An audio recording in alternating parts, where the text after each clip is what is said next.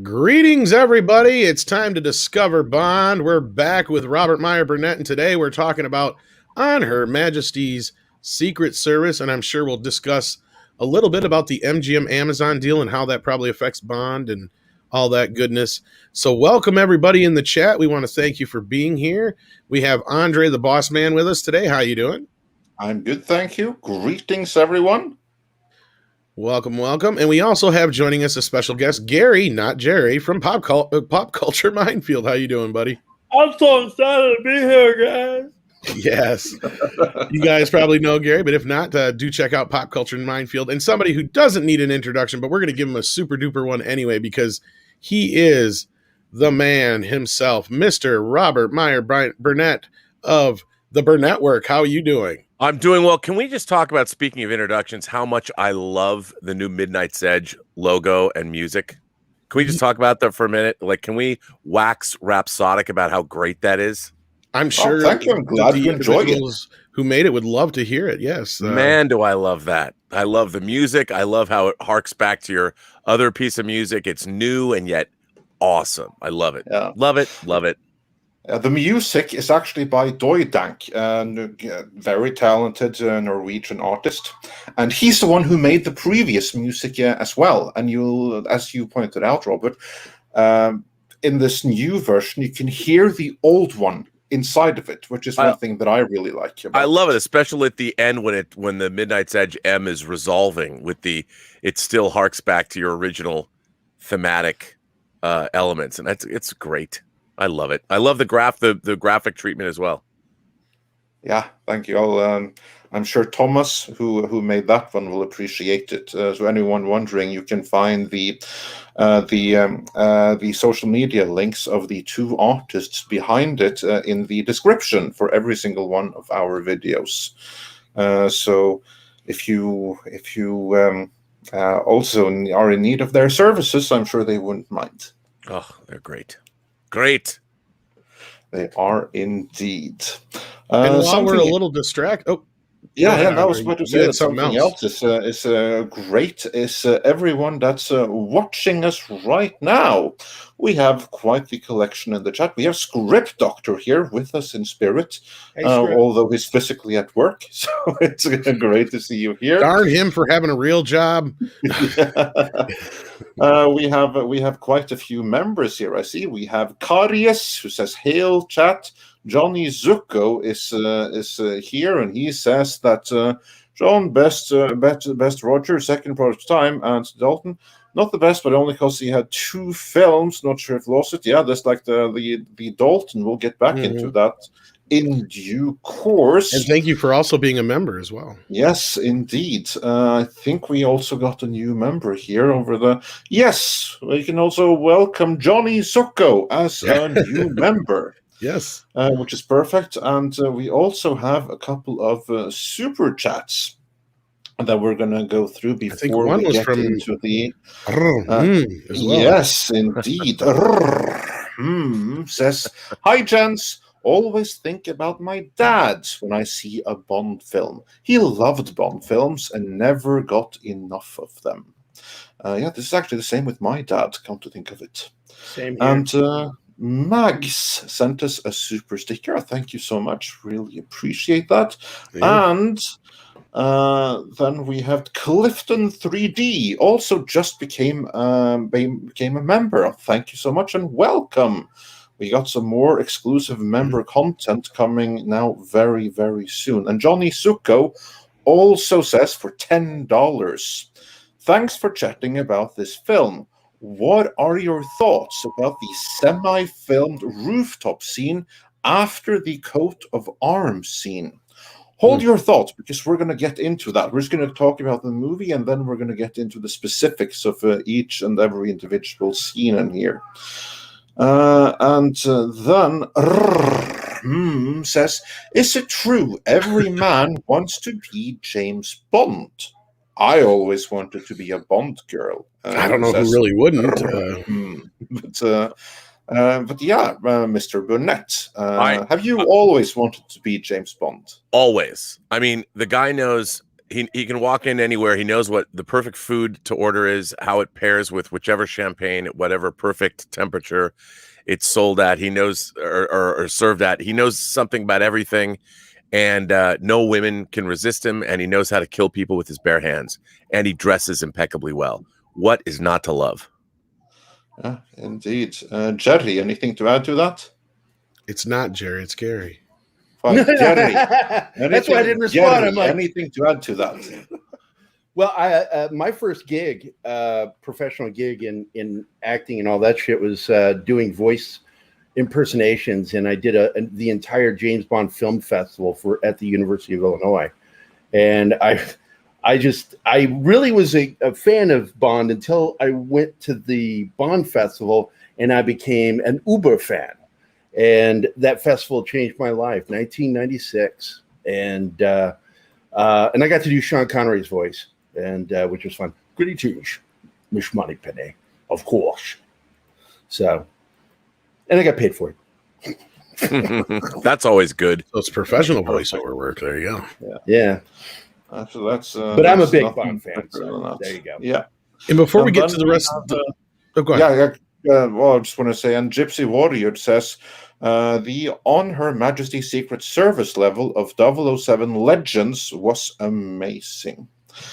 You know what else was amazing? James Bond: The Duel for the Sega Mega Drive. That was also an amazing game. That's one Bond game I have played. Yeah. And Troy Pacelli says, On Her Majesty's Secret Service was my favorite Bond film until Casino Royale. That is why I claim Lazenby as my favorite Bond, though that's probably not strictly true. IIH. What's IIH stand for? I don't know. Anyway, so we have a Lazenby supporter here already, so that's cool. And Dash D's says, I'd like to thank you all for your kind words yesterday. In a hard time, to have people in your life that care and reach out makes all the difference. That's what we're here for. This is a community, as it has become. So we like to keep people informed, but we also want to like to provide a community when needed. So yeah, you're most welcome. And with that, Tom, you were saying, okay. If I'm honest, that's what it's for. Oh, okay, that makes sense.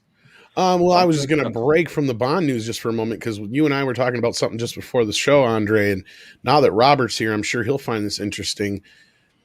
We do have some info now on the Dune disc coming out. Yes, we do. Finally, it can be talked about. 4K, Dolby Vision, new audio commentary, all kinds of new goodies. But it looks like it's the theatrical cut only.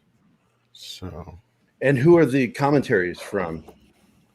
Because I got a feeling it won't be the director. I have a feeling you may be right. Yeah, I told you about my dinner with him, right? David Paul Lynch. Salmon and Mike White. Looks like. Paul Salmon wrote a great book on Blade Runner. I'm friends with Paul. He's a great guy. So very cool. Unfortunately, it looks like it's only going to be the theatrical cut, though. But by the way, it looks here. Well, I've got my Japanese Laserdisc with the weird TV cut, so I'm not going to part with that. So I can tell you, Paul will make it interesting. I'll tell you that he will, because that guy is like a walking encyclopedia of information about film productions, and he'll make up for David Lynch not being on there. Oh, I'm sure. I will say, though, that I am very disappointed, and I will be given this release a miss for the very simple reason that there is a really, really amazing cut out there. And let's see. Karius knows exactly what I'm talking about. The best cut is the fan cut. It's on YouTube. Well, there are many YouTube or many Dune fan cuts. But as sometimes happen in the case of Dune, there is a fan cut that is vastly superior to the original version of the movie. Now, this is the exact same thing as was the case with Raising Cain, where a fan editor was able to bring something out of the movie that the official editor wasn't. And so in the case of Raising Cain, Brian De Palma had his people contact this fan editor who did that fan edit, and some hands were shaken, and then that fan edit was released as the director's cut in an official Blu-ray release. Oh, wow. That is what in my opinion, Universal should have gone here, because the Dune fan community, they are completely aligned behind this one fan edit, the alternative cut Redux by Spice Diver. I challenge anyone to see that cut, and then both the theatrical and extended, and say that the fan edit is not vastly superior. And this is something that they could have reconstructed in 4K easily, because they have all the native tapes. They have everything. Like literally, this fan just used what was out there. They could have reconstructed that with no effort whatsoever. Done with what Brian De Palma did for Raising Cain, and have a brand new thing to celebrate. And instead, they just dropped the ball. So I'll be sticking with my DVD. Do you think going on there? Do you think it's the anti-fan thing that we see so much with studios? No, I don't. I think it's pure negligence. I think that they're simply not aware. Just to be clear, though, these are leaked specs from Zavi, so I don't know how accurate they are. Even Bill I'm sure. Zavi is a distributor. They don't make Bill Hunt says to wait for the official ones, but I'm assuming these are pretty. Yeah. And they own Arrow now, and it's Arrow that's putting this out. Yes. And Arrow did in fact release a fan cut of Waterworld. So yeah, they did. They did release the what's it called? The Odyssey cut or something like that. Yeah, I was gonna say, is it the Odysseus cut? But it's not that either. It's something like that. It's something like that. Yeah. I'm looking at my disc. It's out of reach, but I could grab it. And and again, you see, that's what I mean. Because they also had the sense to realize that someone actually did better, and there's a universal agreement that they did better. Yeah. And I don't think that I have ever seen a movie where there has been such a night and day difference as with the Spice Diver cut of Dune. Rob, I don't know if you've seen it. No, I haven't. I know of it. I've never watched it, but with such a ringing endorsement, I've just called it up, and I'm looking at the link on YouTube right now, and I'll have to watch it. Yeah, because Dune is a very, it's a very interesting film. I mean, it came out at Christmas time in 1984, in the same couple weeks. Dune in 2010, Odyssey 2 came out, or the year we made contact, came out together in that Christmas time. And, it was a great time to be a sci-fi fan and see a sequel to 2001, which has aged pretty well for the most part. And Dune, which is such a weird movie. I mean, it's very odd, but it's certainly beautiful to look at. The set design, everything. I like this movie, and I like even the TV cut that I have on Laserdisc is not the best, but it's going to be fun to watch before Denis Villeneuve's film comes out. So I'm going to watch this, and I'm looking at this. This Spice Diver edit is 2 hours and 58 minutes. It's a masterpiece. So just you watch that with an editor eyes, and you will be blown away with what has been done. Oh, I can't wait, because there's all those deleted scenes that I don't know why they cut out. I mean, he must have used every available bit. Yeah, and he's done some really, really clever bits. Like, for instance, this narration that is in the extended TV intro. Where he's put that. And also the animated bits for it. Like the scene where Paul, he's on the bed and he's reading on this tablet about Caladan. Yeah. He's put it there. He's put it great. Seamlessly in there. I love it. That's fantastic. And then all the deleted scenes that you can get. I mean, it's that's fantastic. I can't wait to watch this. Yeah, I'll hook you up with the highest possible quality version of it for you if you want. Yeah, I would love to. The one YouTube is obviously like limited quality. But, Right. But I have like the full DVD 9 version. Oh, I'd love to get that. And I don't know if we grabbed this yet, but this will get us right We back didn't. to the conversation anyway. Yes. As much as I'd love to sit here and rather probably talk about Dune, Gypsy Warrior sends us a generous super chat and says, if Sean Connery was in Her Majesty's Secret Service, it would have been the greatest of all time. Yes, I It's agree. interesting that you bring that up Damn Skippy. because that is going to be one of my biggest points of contention in this review. I don't want to spoil it up front, but I actually messaged Robert Meyer Burnett and I'm like, this is supposed to be one of the best Bond movies. Yes. All right. Let's get into it because Rob, why don't you begin by giving us a brief overview of On Her Majesty's Secret Service, the one movie that didn't feature Sean Connery. It had someone who basically conned his way into a Bond movie, and then he conned his way out again for Sean Connery to make a glorious comeback. Yeah, afterwards. because I've heard short versions of this story. I guess up front, I got to know what the hell happened. Where is Sean Connery? What happened here? Well, he wasn't even on speaking terms with Albert Broccoli by the time they finished You Only Live Twice.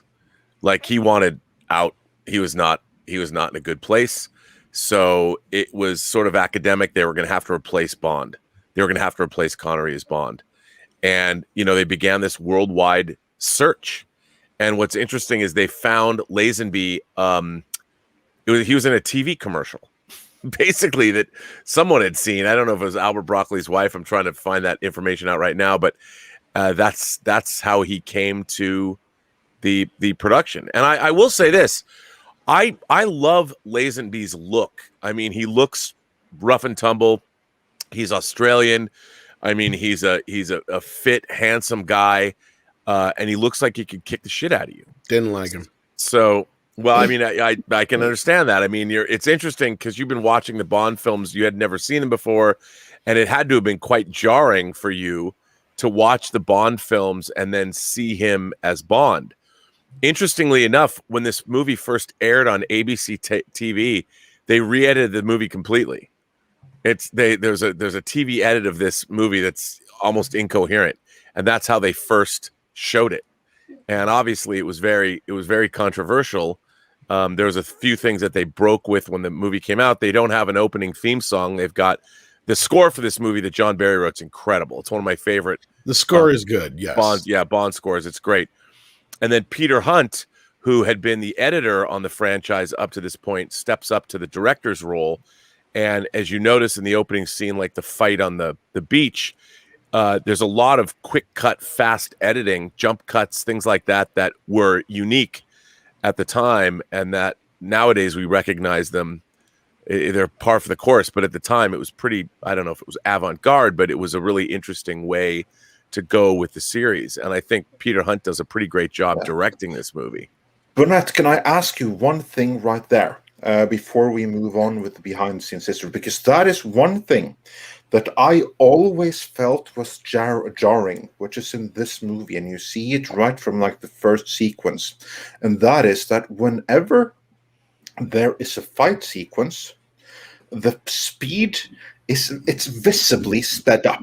It's like there's no I cannot believe that even audiences when this was first released would think, wow, look how fast they move, how intense. Surely everyone must recognize they sped this up for effect.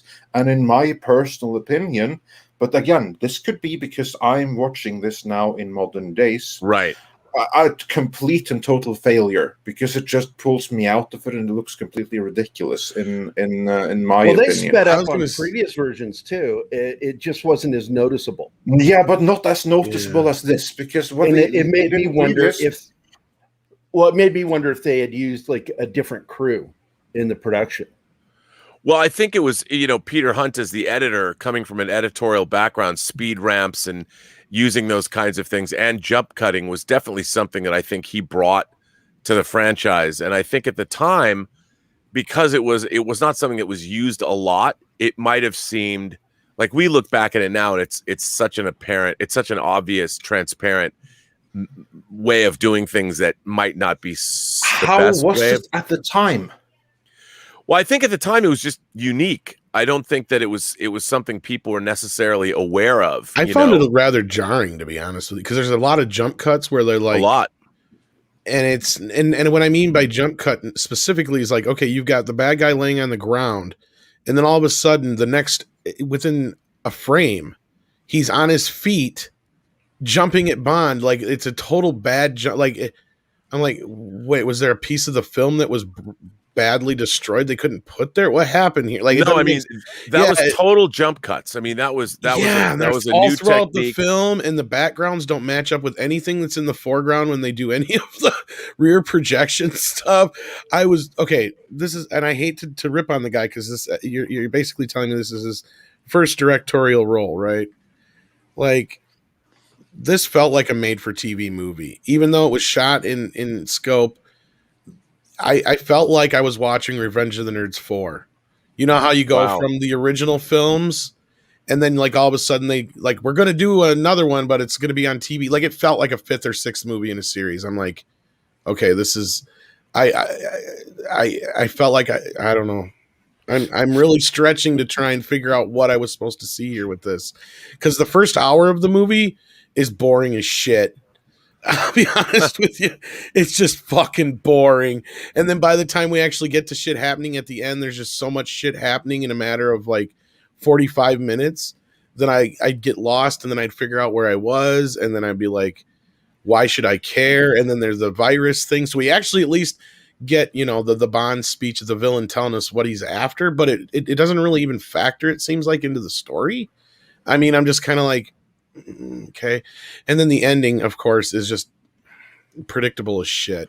But but let me ask you this: what about some people like Gabriel Forzetti, who plays Draco, who's Tracy's father? I mean, I love that character, and I think getting to meet these people, you didn't enjoy. What did you think of Telly Savalas as Blofeld?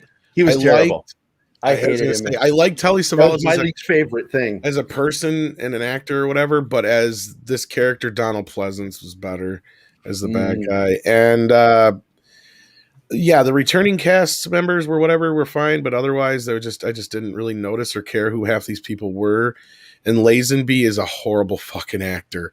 Like, he is just horrible. I mean, tell us how you really feel, Tom. I'm trying to be as nice as possible, because I did enjoy certain aspects of the film. And I mean, it did feel like a Bond movie at times, but sadly, for some reason, maybe it's because of the director now, that makes a little more sense. The way it's edited and the way it's shot, it felt like a TV movie. And I was just, even more so than when I said that before about the earlier films that were, a little bit more flat. At least those had the more cinematic feel to them. Like, this was all in like this ski resort or whatever, and it just felt lazy to me compared to what was not lazy. That was the ski stunts. I thought the ski stunts were cool. Fantastic. Yeah. The last bit was all right. Like, again, like, it's not like it didn't keep me engaged enough. That's one thing I found like really fascinating here, is that the hand-to-hand combat is sped up, and it's so incredibly jarring, and to me at least it's dreadful. But the ski sequences are some of the best I have ever seen. Like, I don't know that we in Norway have ever put such impressive ski sequences to film as that, sports aside. Oh yeah, no, it's amazing. And what's also, I should mention that the editor of this movie was John Glenn, and he was the second unit director, and of course later went on to direct many Bond films, starting with, I believe, For Your Eyes Only. And he directed For Your Eyes Only. He directed Octopussy. He directed View to a Kill. He directed View to a Kill, Living Daylights, and License to Kill, I believe. So all through the 80s, he became the director of this. They would promote, the Broccoli family had a production crew that was pretty tight knit, and they would promote from within. So, well, and maybe my issue was right off from the start. The movie got set on a bad note when he breaks the fourth wall. Like, that made me groan. Like, I'm like, oh no, you did not. Yeah, anytime you break the fourth wall. It really did kind of put me, maybe that was what put me in a bad spot to begin with this movie. That could very well be, because like I mean, usually with these movies I always want to kind of go back and watch them again. This is the first time after I'm done I'm like, no, I'm good. I don't think I'll ever go back to this one again, at least not unless I'm doing like a full on, gotta watch every last one of them again, because this is be one I'd probably skip in the future. I feel bad saying it because I know you and a few other people have said it's such a great movie, and I'm just trying to see it. I'm not seeing it. I guess it's just, I don't know. Well, to me, it's just a different, it's a different milieu. The idea that Bond has kind of left the service and falls in love, and you get to meet. I just find the change of pace, and the more of the spy thriller 60s in a way, the swinging London, even though it's not swinging London, but it's got a whole different feel to it.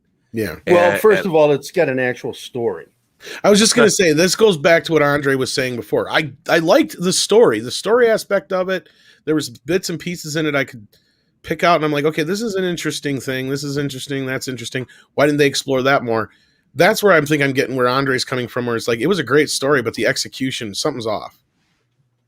I'm not sure what it is, and maybe you guys can explain that to me. I've never read the book, obviously, but my best theory, and again, I wasn't there at the time. I only saw it like on TV when it was on TV, and I saw it like in the early 90s.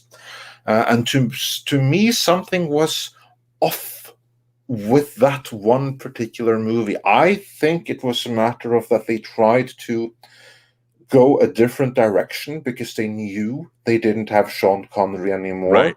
And I think that someone made a creative decision that, okay, so if we try to make a Sean Connery style movie with someone who isn't Sean Connery, it's simply not going to work. So we have to change up everything. We have a new director. This new director, he has like this new take on how to do action and fights and everything like that. So let's try to go different. Let's skip the opening, everything that's like so closely associated with Connery. We're going to change all of that up. This is the Bond for the future, and then hopefully people will respond to it. I can only imagine that must have been the reasoning behind some of the choices. Yeah, I mean, I think that's absolutely right. They were trying to go. They were first of all, after going to the epic heights of You Only Live Twice. I mean, Spectre's volcano lair and stealing spaceships from orbit. I think they wanted to go to a stripped down, much more earthbound. Yeah, very grounded. Yeah, approach, much like they did the same thing with For Your Eyes Only after Moonraker. So I think this was the first time they were trying to do that and really, give it a different feel.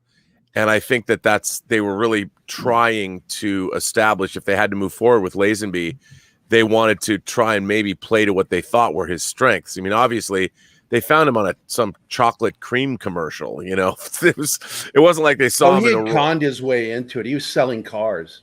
Yeah, absolutely. But I also think that there was an attempt, and that's why Blofeld, I think, was changed the way he was to Telly Savalas, was to be more attractive to the American audience. Oh yeah, who loves you, baby?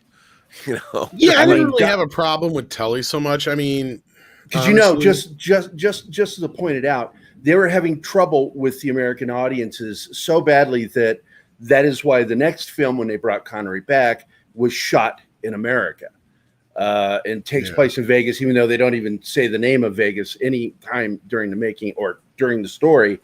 But it's clearly Vegas that they're shooting at, and all he drove were Fords, right? And so Telly Savalas, I thought personally for me was the worst choice as actors go. Even though I love Telly Savalas, grew up on him, that I just felt that he was a terrible Blofeld. Yeah, I mean, he acted different. That was my issue. Like, I don't care that they changed the actor, because I mean, if you're going to pick somebody, he was probably a good choice. But he's playing it all suave and debonair as opposed to the older Blofeld with it was a completely different character almost.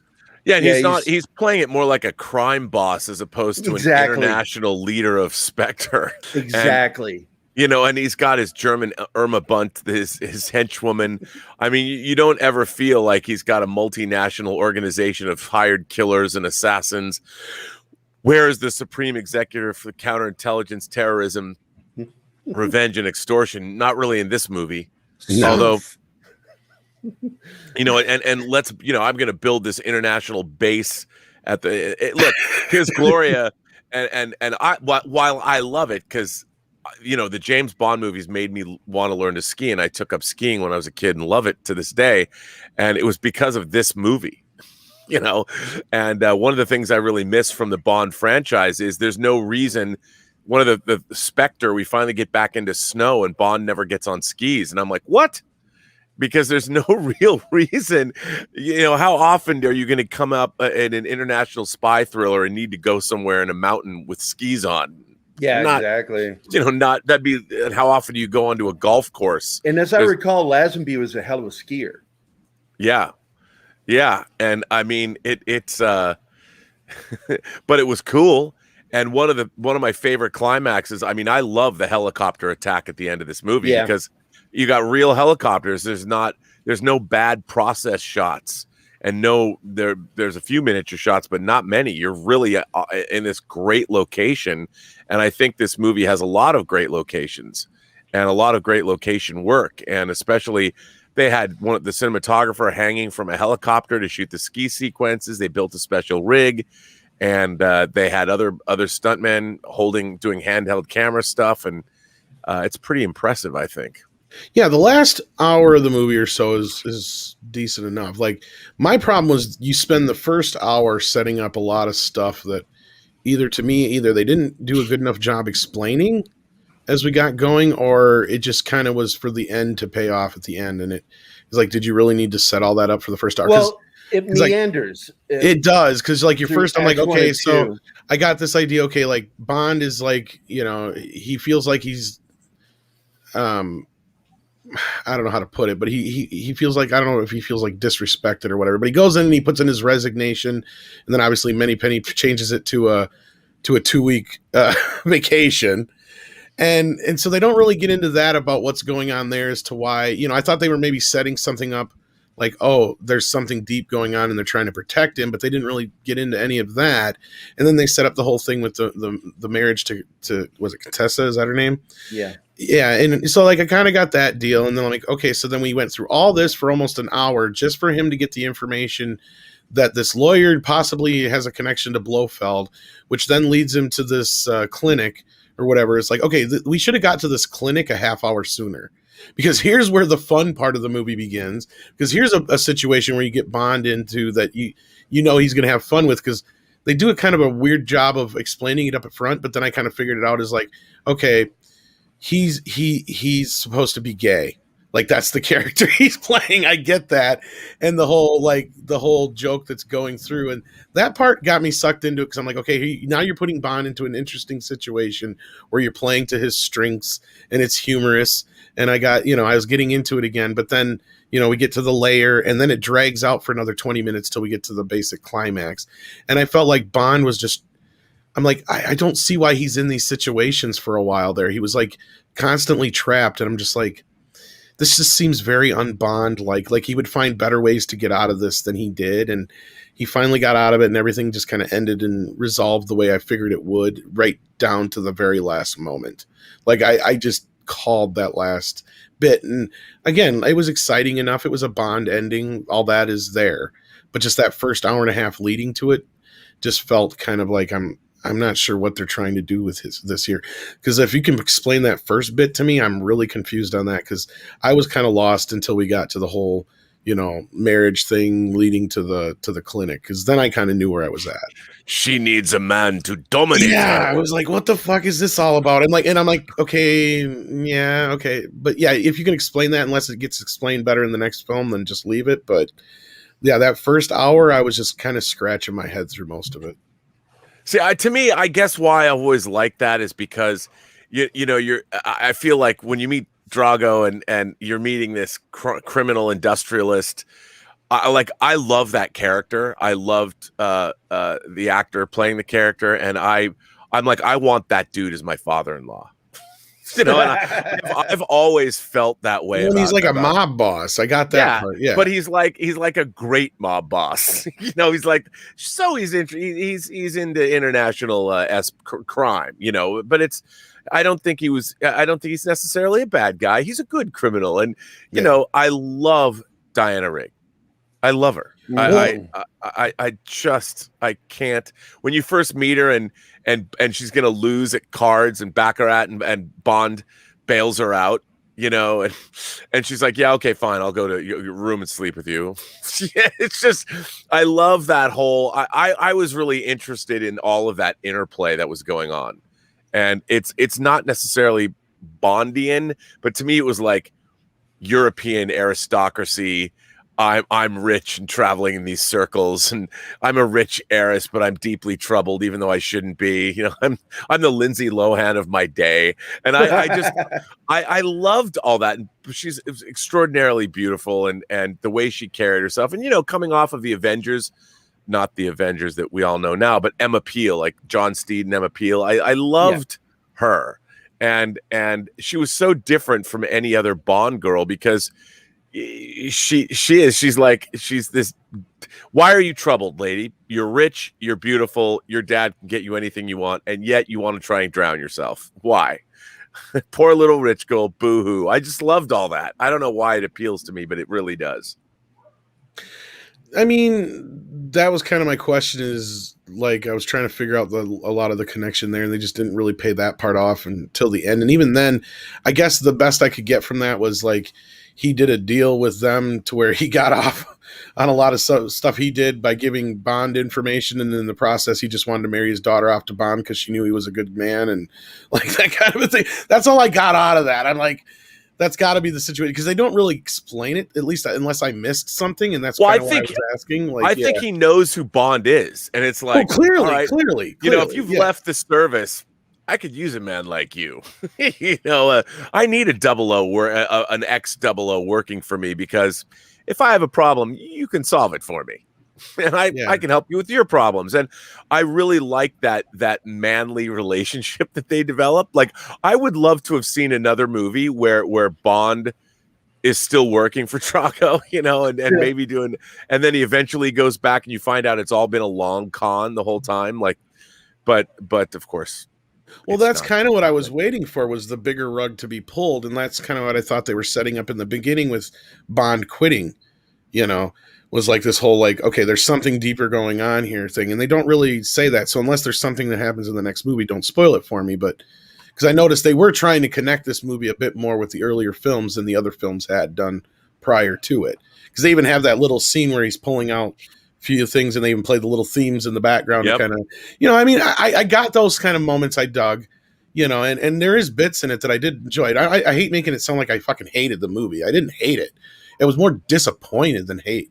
You know what I mean? It was like I was trying to figure out through that first part what the fuck was going on, and then until we got to the clinic, I was just like, oh, this is kind of boring. I mean, I get I get what you're saying about, you know, those two together were fine, but if it was Connery, I probably would have been more invested. You know what I mean? Yeah, but it's a different like, this is the first half of this movie is very un-Bondian. You know, it's not. It's Bond is kind of left and he's drifting around. Well, somebody brought up earlier in the chat that it's like an Agatha Christie novel or something like that. And like, yeah, that's what it felt like to me. It's like, what am I watching here? Like the first few minutes were Bondish, but then all of a sudden it just, wait, what? Yeah, I mean, look, I think it's much more of a stripped down spy thriller than, say, a Bond movie. And I like it for that reason. And because, you know, after You Only Live Twice, I don't know where you would have taken the series. And I kind of like the fact that, okay, you have a fresh start with a new actor, and obviously it didn't work out. But to me, I've always known that Lazenby, obviously his skills as an actor are lacking. But that said, he became a stripped down Bond. He led the way for this new approach to the series.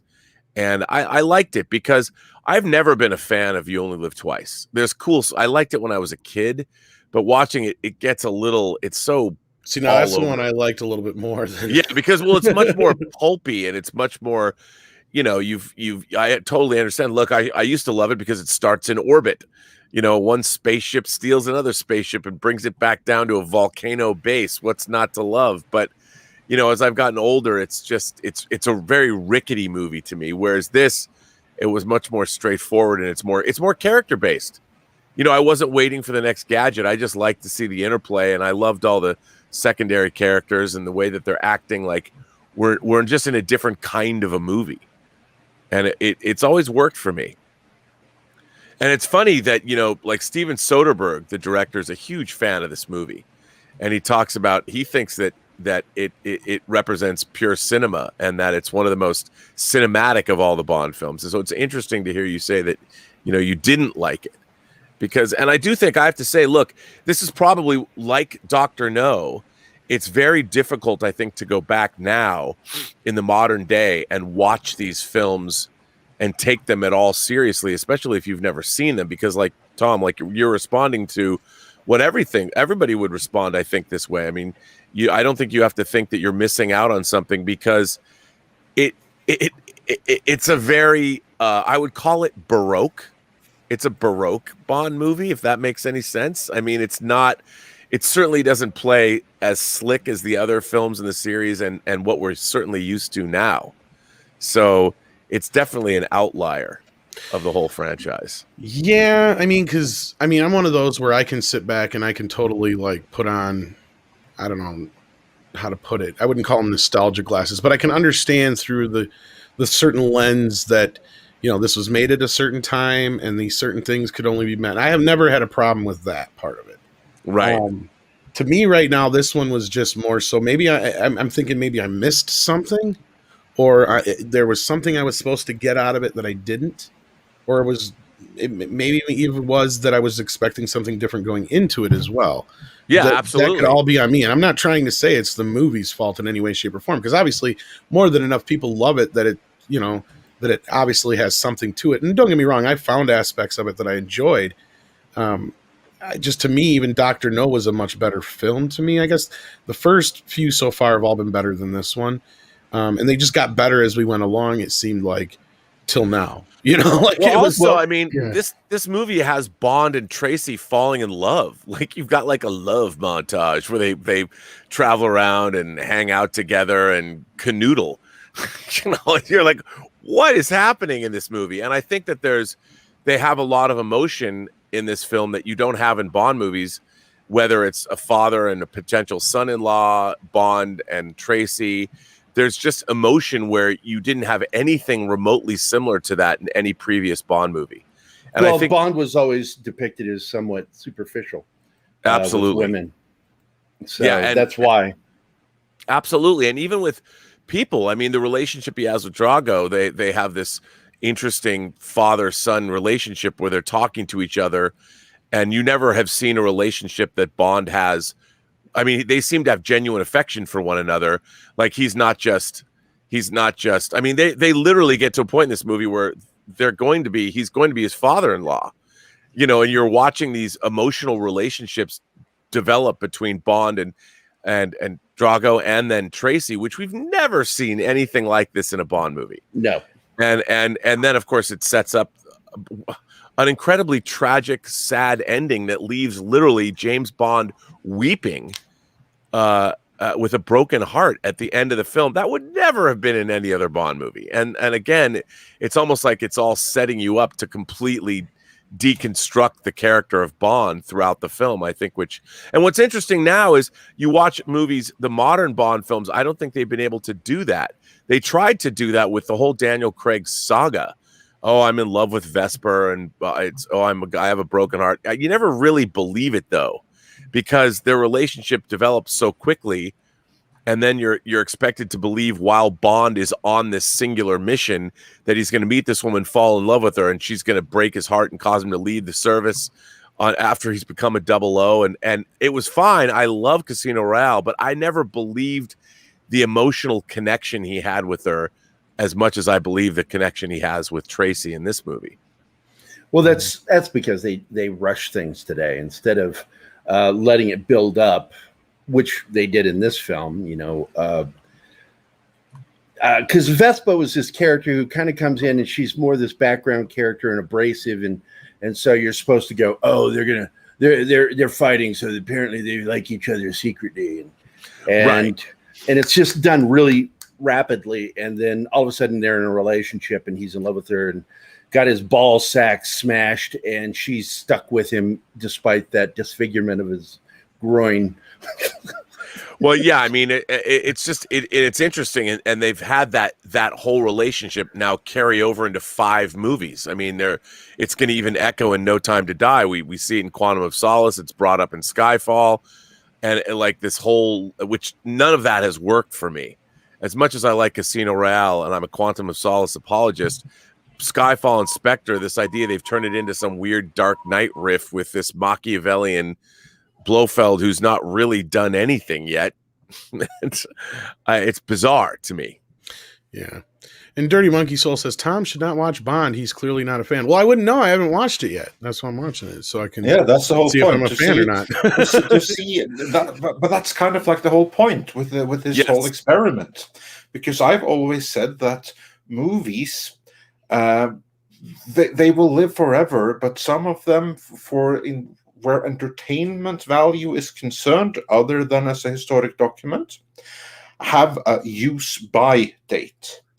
And I think that for quite a few movies, such as many of the old-timey James Bond movies, they have reached their use-by date. We're past the expiration date on many of them. The best way to find out is have someone that should like that kind of movie, but that has never seen them before, and see what he thinks about them now. And in Tom, we have the perfect case study, the perfect test bunny, as we call it in Norwegian, to see what does he like. Like, Tom is someone who, if you had grown up with these movies, you would have been a huge fan. But when you don't have that nostalgia, what does it do? You have like the same thing with me. I don't have any Star Wars nostalgia, so I don't really care about it. Same thing with China. That's why they can't get it to work there, no matter what they do, because they don't care. They didn't grow up with it.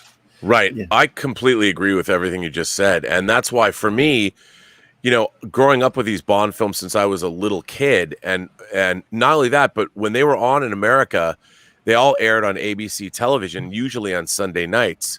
And it was a big event. On the Sunday night ABC movie. Yeah, I mean, you can see those bumpers on YouTube, and everybody watched Bond films. Like, you'd go to school. Like, I had a ritual where I had to beg my parents to stay up past my bedtime, like past 9 o'clock. And you'd get a movie like Thunderball that would play that in a 3-hour time block because it's a long movie. And every time a Bond movie was on, I had to beg my parents. And then you go to school the next day, and every kid in elementary school was talking about James Bond, and it was a big deal. But that we all did that too. Yeah. My friends.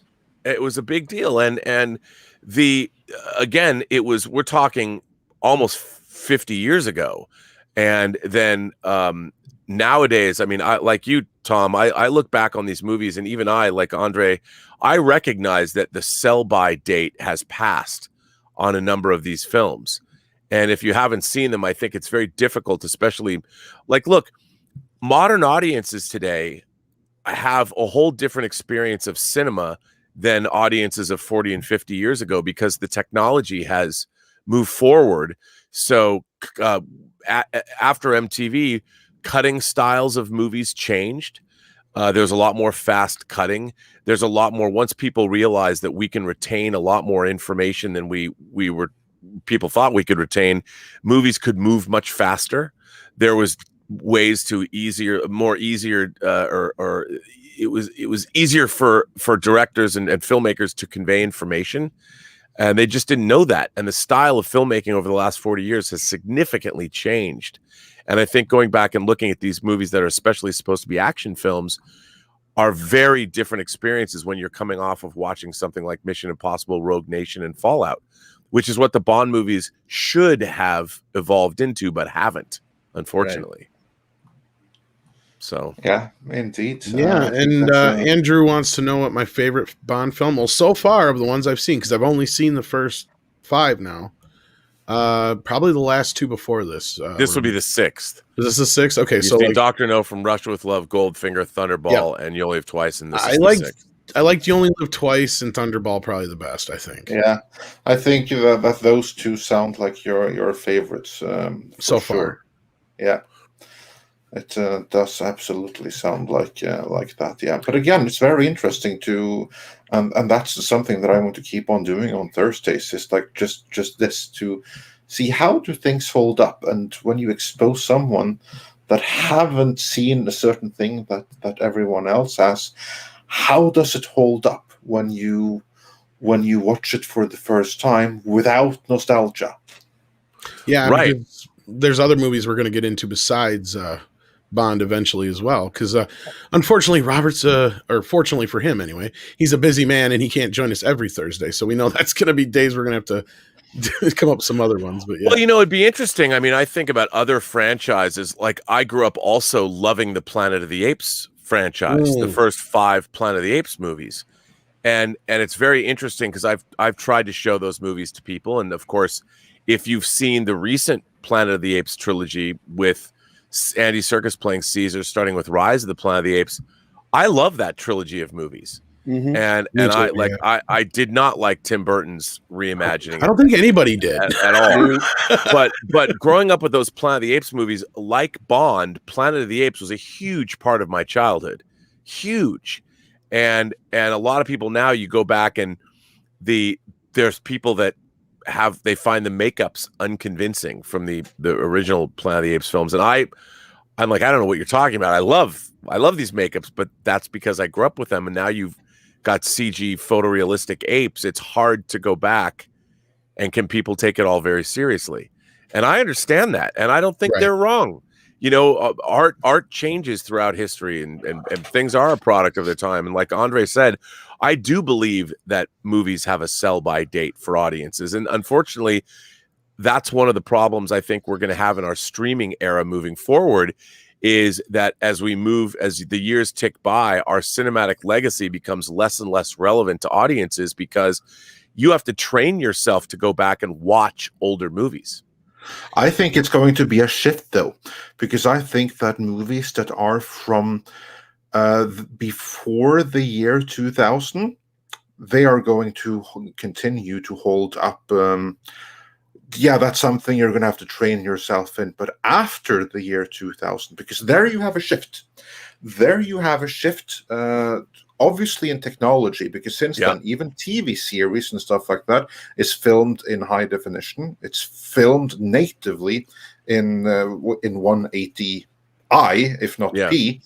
And also you have, like, because of HBO and Oz and everything like this in the end of the 90s, that kind of matured storytelling, certainly on TV, to a point where I don't feel that storytelling really has progressed much since the year 2000. I submit that if someone were to rewatch like high-end series from the early 2000s, like The Sopranos, The Shield, all those things which were filmed natively in 1080i, they're not going to be able to tell if that they were made now 20 years ago. They might as well have been made today. Fashion, everything is much the same. I think that those are going to have a much, much longer use-by date, or last for much, much longer than anything before. Because if you have something that's just like 5 years older, something from the mid-90s, it's going to be quaint because you didn't have HBO then. Oz hadn't happened yet. Which really caused like a maturing. So I think that it's going to be a huge before and after right there. I mean, just consider Battlestar Galactica. The remake series is now almost 20 years old. Yep. So we are now the same distance in time between the remake series as the remake series was from the original series. Yep. Or roughly about that point in time. Like, I think that you is have a something that point. should make you feel old, but that's how it is. I think that'll only extend to things, though, that are probably primarily more in the sci-fi region. But I'm curious what you're about to say. But that's a start example. Well, mine is with my daughter Zoe, and she's 21 this year, and I raised her on good science fiction, good music, all that stuff. I really stuck into it, and I got her to watch Star Trek, you know, and she fell in love with Kirk and Spock from the original series, except for one thing. She couldn't stand the original series. She loved the movies. And that's where she loved Kirk and Spock from. And, but I couldn't get her to sit down. She was just, this is kind of hokey, Dad. I just can't get into this. And I'm like, oh, well, I at least won half the battle. Well, you know, it's like, I think with Star Trek, you're making a great point, because Star Trek is it looks very theatrical. Mm-hmm. It almost looks stage bound because there's nothing naturalistic about it. The lighting in the corridors of the Enterprise with the colored gels, and when they beam onto a planet, if they're not on location, it's clearly a set. Mm-hmm. So I think that's where, like, when people say it's hokey, I think in a way, it's true. I mean, part of, again, like with Bond, I was watching Star Trek incessantly as a kid. And when you go back and you look at it now, it's not contemporary in the least. And you have to train yourself to adjust. If you've only watched Star Trek, I mean, even the Next Generation, while it looks like it was shot on the set of a hotel, because that's how by design, it still has Star Trek The Next Generation feels of a piece. Like you look at it and go, okay, this is just how it looks, because you're in the future. But Star Trek, the original series, not The Next Generation, looks very stage bound, and it's really hard. Pop look to it too. Yes, it's very hard to, and I'm sure that's why your daughter likes the movies, because, you know, Star Trek felt more real. Yeah, they're on the streets of San Francisco. You know, they're shooting on real locations, and I think, you know, these movies, the Bond films now, like Tom, when we were talking about Dr. No, right? It seems like the movie was made in the 30s almost. Yeah. And when you're looking at it, it was made for contemporary audiences, but it doesn't feel at all contemporary when you look at it now. It doesn't, exactly. And it feels even older than it is. We have another voice to yes, we do. Opinion to add to this. We also have Keith from Pop Culture Planet. Oh, how are God, you doing? Damn it! You always ruin everything. I'm sorry. What kind of welcome was that? I am so sorry, but you know how wounded I've been lately. But I didn't want to miss this. Talking about my favorite subject, Bond. How are you, sir? And oddly, I got to tell you, Keith and I have the same favorite James Bond movies. It's weird. No, we've talked about it. It's yes, really we have. Like, we share everything except women and underwear. So occasionally underwear. Oh God, geez, dude. Hi, everybody. Hello, sir. Greetings.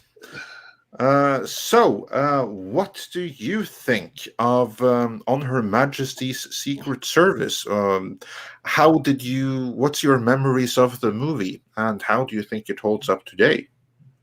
It is a film that my view of it has evolved over time. I grew up as someone that was always a big Connery fan. And to see George Lazenby in the role kind of threw me when I first saw him. That doesn't mean I didn't like it, but it definitely is a slightly different visual look and a slightly different tone, I've always thought, with that film. As I've gotten older, though, I've really come to love that film.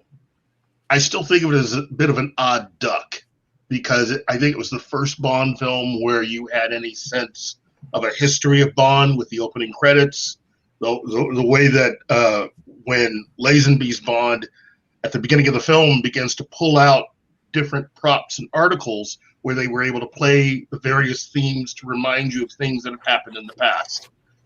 But I do love it. And Telly Savalas, geez, there's nobody like Telly Savalas. But really what it all comes down to is meeting his match, meeting Tracy. To me, the perfect match for who Bond was at that time. Still, in my mind, the best match he's ever had. That entire film, though, is a feast for the eyes, and seemingly has everything you could ever want in a Bond film. Is it my all-time favorite? No, but I still enjoy it. So it holds up in my mind very well. I think what you brought up, what you just mentioned, though, it has emotion. And as you get older, when you're a kid, you don't care about people falling in love. You don't care about relationships between Bond and his potential father-in-law. None of that matters to you. You know, I want action. I want exotic locales, hot women, cool cars, gadgets. But as you get older, this film has something that the Bond films don't, and that is interpersonal relationships with people. Yes. And so I think as you get older, you appreciate that aspect of the film because it's a big aspect of the movie. And even Blofeld's relationship with Bond has more meat to it, more emotional meat to it than other relationships. The Blofeld might as well be a robot or an android. It's an evil AI. They clearly were gearing this towards a date film, getting women into the theater to see it. Not just because the star was good looking, but because there was romance. And it's real romance. It's not just forced. The whole story hinges on that. Yeah. So I think that was, probably a very clever move on Cubby's part to push towards doing a romantic James Bond film. Yes. And again, I have to say, I think you really did hit the nail on the head, Robert. It's romance. And when you discover girls, you begin to see some of the complexities of that angle with a lot of films that you had probably watched with different eyes before you discovered girls. Yeah. So, that's exactly it. It's the romance, and there is a deep romance within that film, unlike all the other Bond films, and it is that which kind of sets it apart, and it makes the heartache at the very end. That could have been a very different kind of movie had they held on to that scene longer. But the way that they ended it. Oh, with his, I think they reaction came close to it with Timothy Dalton's Living Daylights. There was a lot of romance in that. I think that was the one film that I felt like they had expanded again to try to introduce an actual love interest. Well, as you get further into the books, the novels, that becomes something that gets echoed a little bit, as Bond's. You're talking about the continued books, not. The books, the actual continued books that. Well, I should say Ian Fleming's work. I should say, because there is an evolution for Bond within those books. There is a subtext to all of this stuff that I think is something that is hinted at and placed into the current movies that we're seeing. But there's no real point, to make to where you're telling the audience this is important. In the books, you begin to see that Bond begins to have an opinion. And the way he looks on his job and the people that he works for begins to take he begins to express himself more. Almost like that of a teenager when they start to get their own thoughts and feelings, and they begin to talk back to mom and dad a little bit. You get that feeling with the Bond books that Bond's has a. It's not that he doesn't want to do what he's doing, but he begins to express what he actually thinks, and it's not always something that is welcomed by his bosses. It's definitely not something that M wants to hear sometimes. That's what I really enjoyed about the novels, and I think that's the reason why, in my opinion, Timothy Dalton really is the four-quadrant Bond in that respect. It shows why he had the feelings about the character that he did, and why he kept telling Cubby that they had really kind of missed that a little bit, and that in doing what they had done with all the other films leading up to that, where you were cannibalizing action sequences from one particular story to place into another story to help jazz it up, and how you were really just sabotaging your future. the Bond films are replete with that. You know, Yeah. I mean, because like once we got to the 80s with Gardner, I mean, did you read any of Gardner's books, Robert? Yeah, I did. What'd you think of those books? I liked a lot of them. You know, I thought they were interesting, but they weren't. You know, again, they were. I liked them. You know, because I liked James Bond. I mean, what was it? Was it License Renewed? Was the first one he wrote? I love so. that. I mean, yeah, and when I really enjoy that. I mean, I thought when you got to things like Broken Claw, I'm like, you know, it got a little tired. But you know, for special services, and at first, to me, Broken Claw was not the good name of a Bond book. You know, and I'm like, he's running out of steam. You know, License Renewed and For Special Services and all that. Those are cool Bond titles, but and they were an older, more mature Bond too. Yes, and that's why I kind of dug it. But I think what ultimately is interesting is that the James Bond character, as conceived and executed by Fleming, he was part of a very particular point in history. You know, he's a Cold War character that was working within that framework and moving. Like, I think one of the big problems when you move Bond out of, and even the films had, especially that, to me, James Bond is a product of the 1960s. I know the books were in the 50s, but the Frank Sinatra era. Yeah, and that's what it is. It's your swinging Hepcat, Ocean's 11, the original Ocean's 11, the Rat Pack, all of that Playboy Vegas. I mean, that's what the movies did. That's what they, and people forget that the audiences that these movies were made for, even though Dr. No debuted in 1962, you still had audiences that basically they all came back from World War II. World War II decimates the planet, and the rise of the middle class in America and around the world. And now you have basically a bunch of people that had created, they come home and feathered their nests.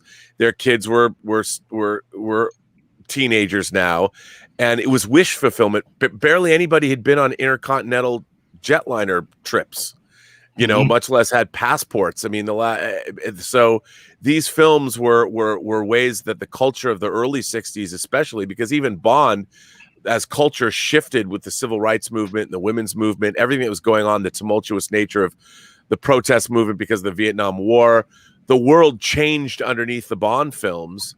And then by the time you get to the 70s, the Bond movies are almost irrelevant. They're playing catch up. And so, blaxploitation movies are big now. So let's make a Bond blaxploitation movie and Live and Let Die. And oh wait, now it's martial arts movies. So let's go to Asia, and Man with the Golden Gun becomes.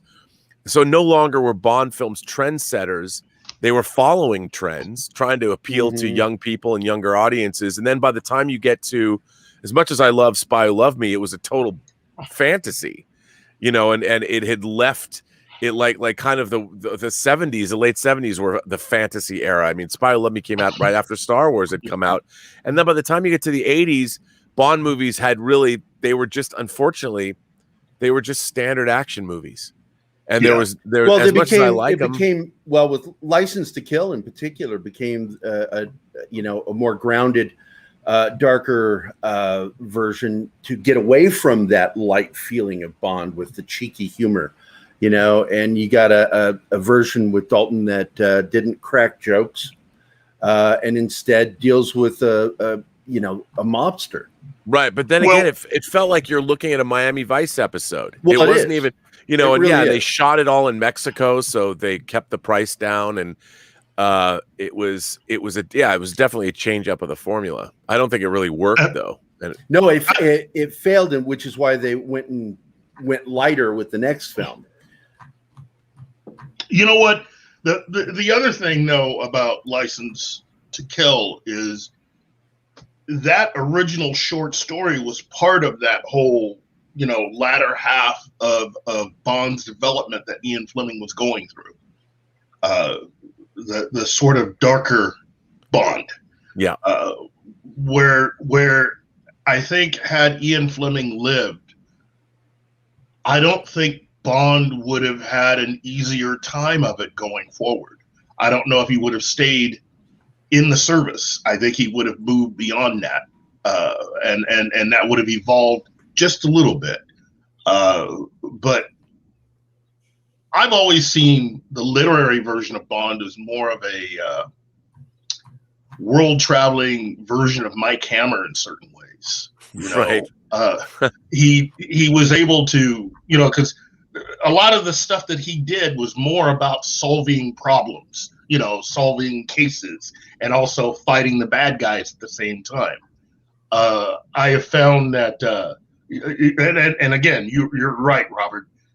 When you're dealing with the generation of that audience that were coming out of World War II and the wish fulfillment initially of that era and what Bond covered, I also like to think that it was again more of a male fantasy, in so much as that you had a lot of men that were starting families and married and getting into, going to work, coming home, that whole 9 to 5 thing. Yeah. And this was sort of like a fantasy for it's something that everybody could read and enjoy, but more of a male fantasy, more of that rat pack, but also Playboy.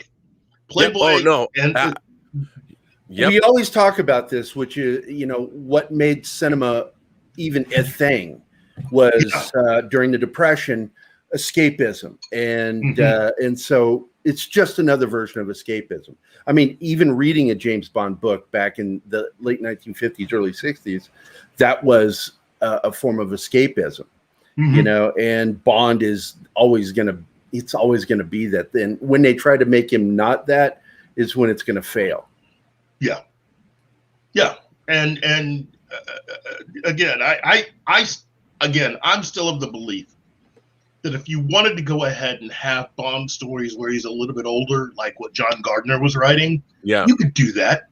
You talked about that before, because I liked Keith's idea is that they should work out a deal with Netflix and do an ongoing series of the Guy Gardner books, is short films on Netflix. Yeah, especially Icebreaker.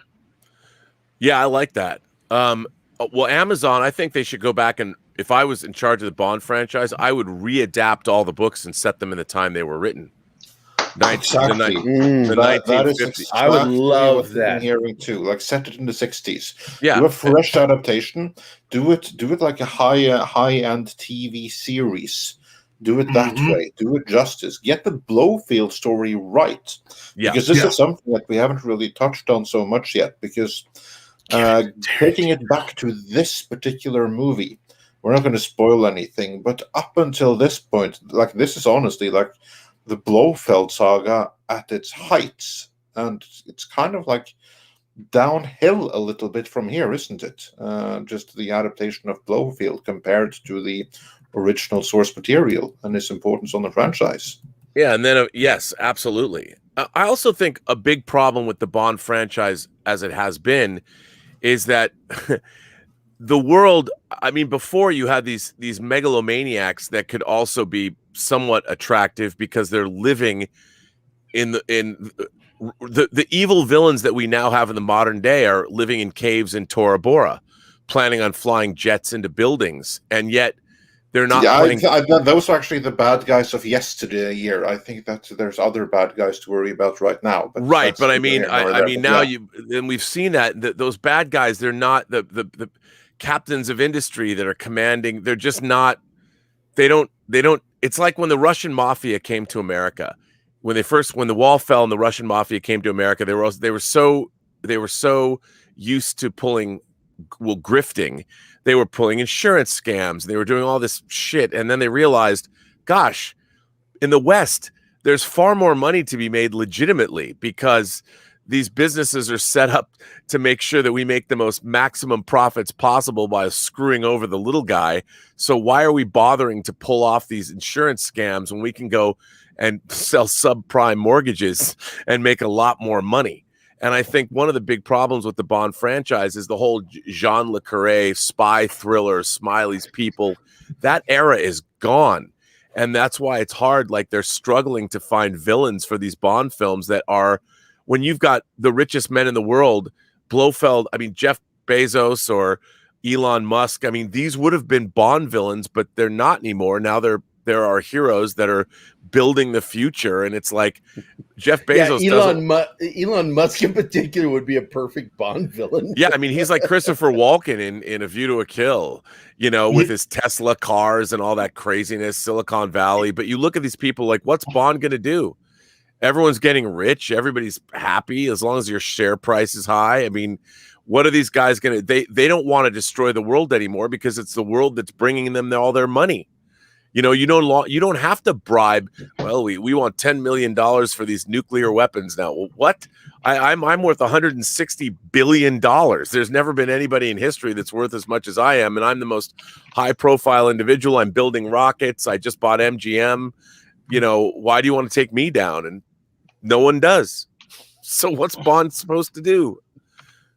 And you don't want to have Bond fighting, you know, a fundamentalist terrorists that are in Afghanistan. I mean, I was just reading an article about how the Afghan military was surrendering to the Taliban.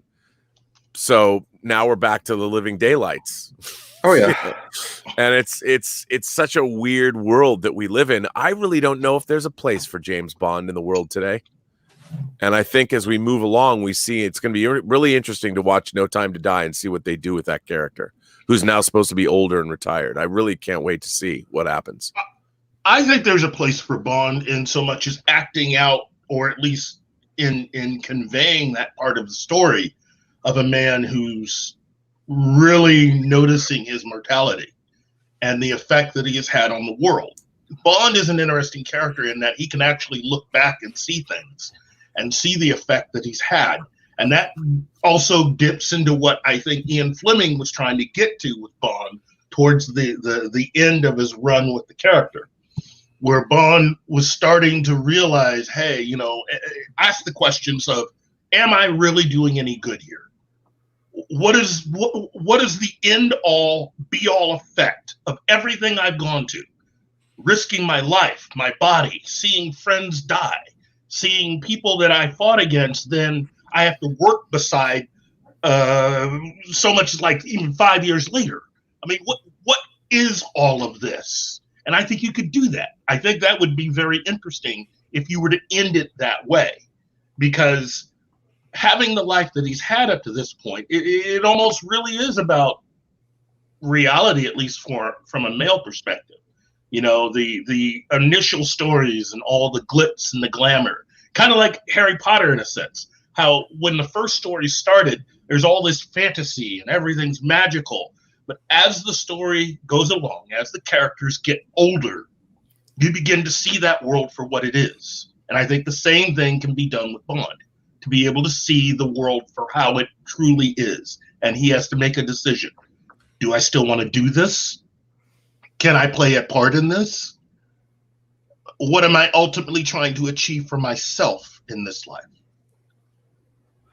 Yeah, that's a very, very good point, and different ways of doing it. But we actually have gotten in quite a few super chats with some questions and comments. So before we move on, let us get into that. Dash D's, he has a couple of questions here.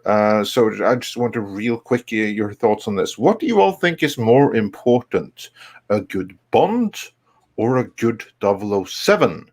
Can a good 007 carry the series, or a bad Bond would be more effective? Not quite sure exactly what it is you were asking there. Well, I think good Bond versus good 007. You mean like good actor or good how? I think, well, if you're talking about like the character himself as Bond, or like just getting somebody else in as a 007, I think we're going to see that in the new movie. But I think James Bond is the series. I don't think you can do it without James Bond. That's just me, though. What about you guys, Keith? No, it's James Bond. Or no, Gary, I didn't know you were Keith. No. We answer for each other. That's what happens with couples. Oh, God. You know what? I agree, Tom. It started with Bond. It would be hard to go beyond Bond.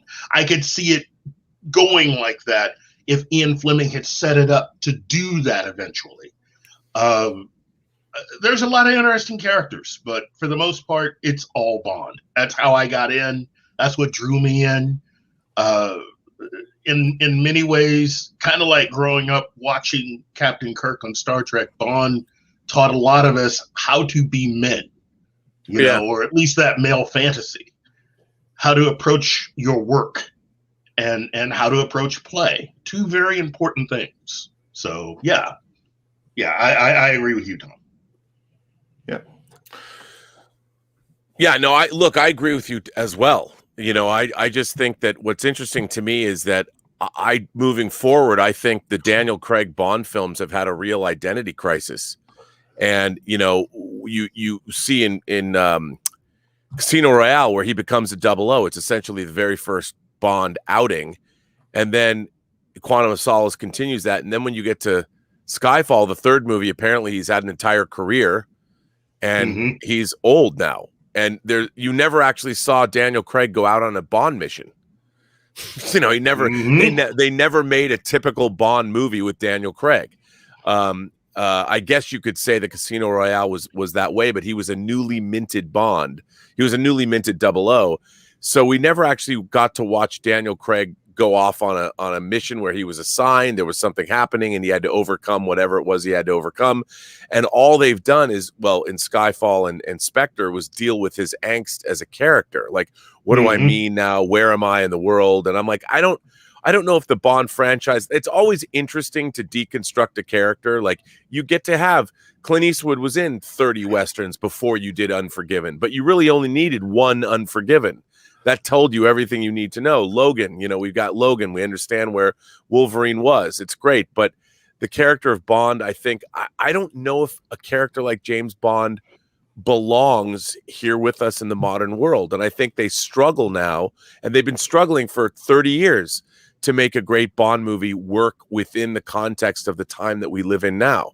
Hell, 40 years, you know, since For Your Eyes Only in 81.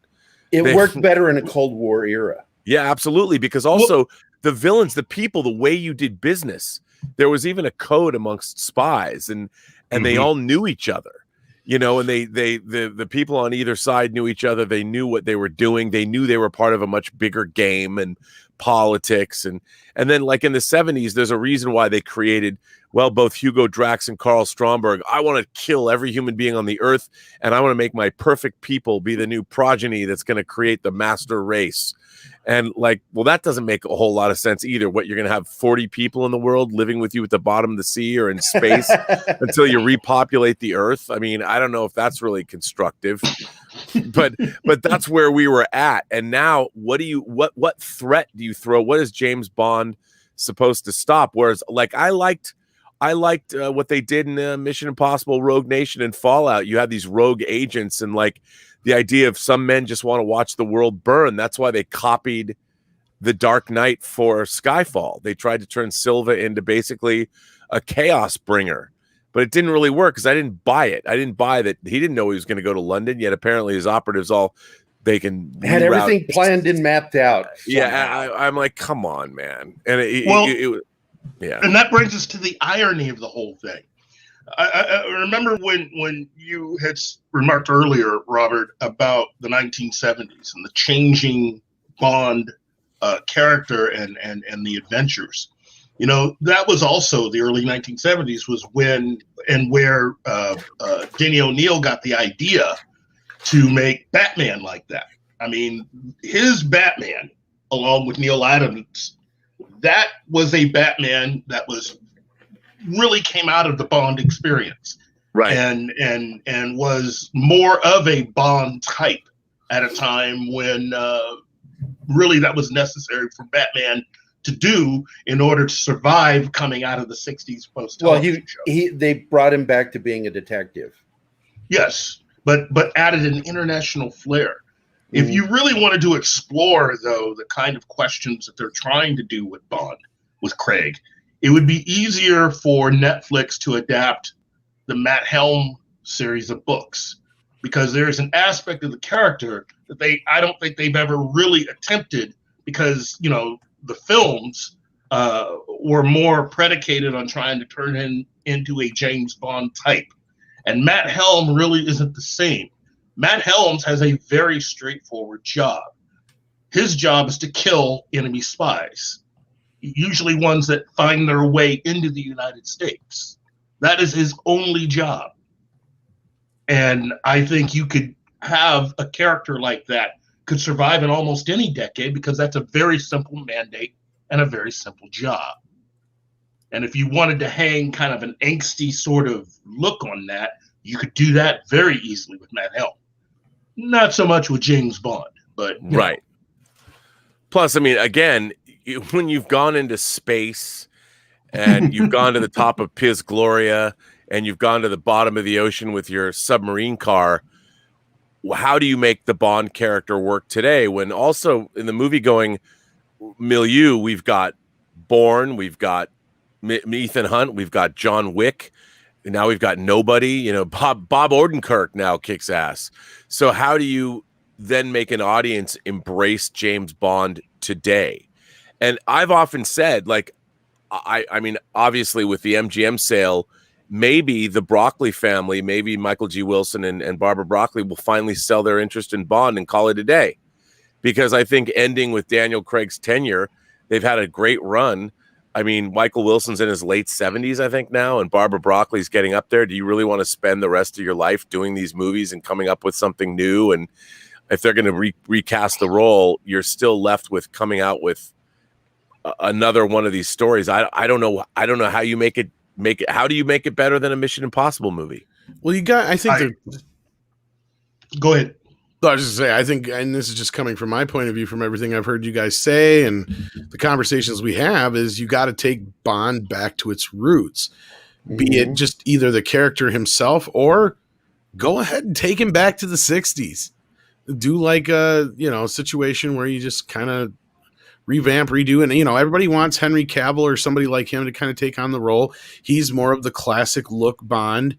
That's what you got to do, is just kind of make it the classic style and embrace everything that Bond is about. I believe that's the only way I think you can reinvigorate it. Because at this point, I've heard you say it now, Robert, they have gone about 3 shades away from what Bond originally was now. And this movie that we're talking about now is the first of that. And then it sounds like License to Kill is the next time down the road. And then when the Daniel Craig Bond comes in, I'm sure that's the 4th or 5th time, because if I remember right, when they brought in Pierce Brosnan, that's when they kind of took it back to more of the fun Bond. So like I see the bouncing back and forth here, and I think that's what we need, is to kind of, and that's just my opinion, is to kind of get it back more to the fun 60s kind of Bond where he's having fun and he's banging chicks and blowing shit up. Yeah, but I don't know if audiences today would buy into that. Like we got to see Henry Cavill as Napoleon Solo in The Man from U.N.C.L.E., a movie I really liked.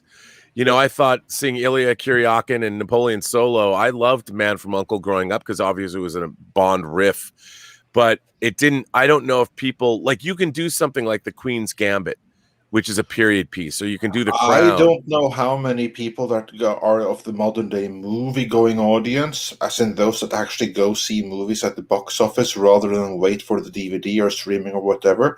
I don't know how many of those grew up with The Man from U.N.C.L.E. I don't know how many of those were looking forward to it. I think that was the big issue for it. If it had been scaled for streaming, it would have been a huge success. But it was scaled to be a box office movie, and I think they simply misunderstood their audience. I agree. Not think there was demand for it. Well, also, you've got young people now that are having less sex than ever, and if you were to make a Mad Men-esque Bond, where Bond was unrepentantly shagging ladies back in the early Bond films, and the way that women responded to him, I don't know how you go back to the 60s and offer a portrayal.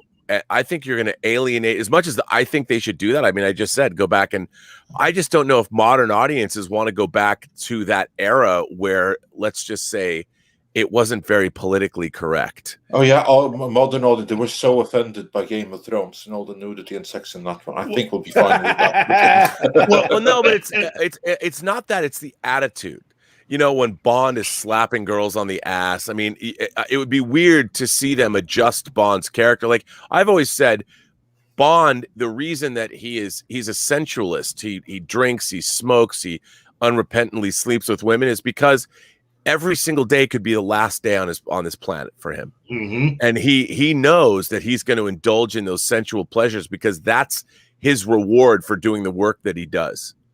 And I don't know if audiences can even grasp that concept today. Well, why does he have to be that way? I just don't think that it's decidedly the least woke you can possibly be. And I wonder if people would buy into that. Like, look, I loved Mad Men. Don Draper was a hero. Even though, for me to say that, I mean, God, you're not. I mean, I say that sort of ironically, but yet, I mean, I'm like Don Draper. I want to be he was a great ad man. He could drink all he wanted. He slept with everybody in town. I mean, what's not to love? He dressed in great suits. Back when there was wet bars at work. Oh my God. I'm like, I want to be that guy. Of course, maybe not cheat on my wife as much and ruin my kids' lives, but still, I look at Mad Men as wish fulfillment. Well, I guess that's what you could also look on with something, and I know I keep bringing it up, but I guess you could look on that a little bit as to where you could take someone like a Matt Helm. You could understand that his job was all about killing. Bond had the option to kill. He's a spy, but there is always that option. Matt Helm's only job is to kill. He's an assassin for the United States.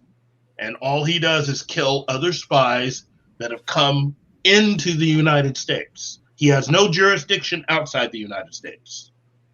That is his job. Yeah. Also, on that note, we have a couple of more questions here. So I'm going to leave you with the next one. Before then, Johnny Succo sent us $5 with no message. And then he sent us another $5 with message saying, "Thanks, Rob, for just being a fan. You're a fan of Stripe Down Bond then, for Your Eyes Only, or even to a certain extent License to Kill or Skyfall." Am I a fan of those movies? Is that? Yeah, what he said was, you are a fan of stripped down Bond then? Well, for Your Eyes yeah. Only, or even to a certain extent License to Kill or Skyfall? Well, I think I'm just a fan of great Bond stories. And, I really liked For Your Eyes Only, the idea that, when he says to Marina Havelock, before seeking revenge, you must first dig two graves. And there's a lot of interesting stuff in there. And the idea that they're going after, again, it felt like a throwback. They're going after for another decoding device, another MacGuffin, the ATAC system that lets them chart the course of whatever I forget what the actual device did, but the Russians want it. The British have to get it. And, I like the stripped down nature of it. There's a lot of goofiness in there, but you've got like a Cuban assassin, you've got henchmen, and then the Russians are the villains, General Gogol, and I liked all that. But it might have been stripped down, but it still felt very international. It was globe-trotting. It has some of the best, if not the best, skiing in the whole movie because there's very little rear screen projection in it, and there's incredible photography. Bill Conti's crazy, weird. It sounds like ABC Sports score, and weird music. But I Sheena Easton, there's a love. I liked all that. But the thing about on the flip side, License to Kill for me felt a little Miami Vice. It's Franz Sanchez. He's shipping cocaine and gasoline, and you literally have a chase with 18-wheeler trucks and Wayne Newton. Two great Bond girls, though. Talisa Soto, my God, Talisa Soto and Carrie Lowell, what lovely ladies they were. But they were capable, strong women, which I liked. I like stronger Bond girls that are not so demure. They can kick ass. I've always liked that about the franchise.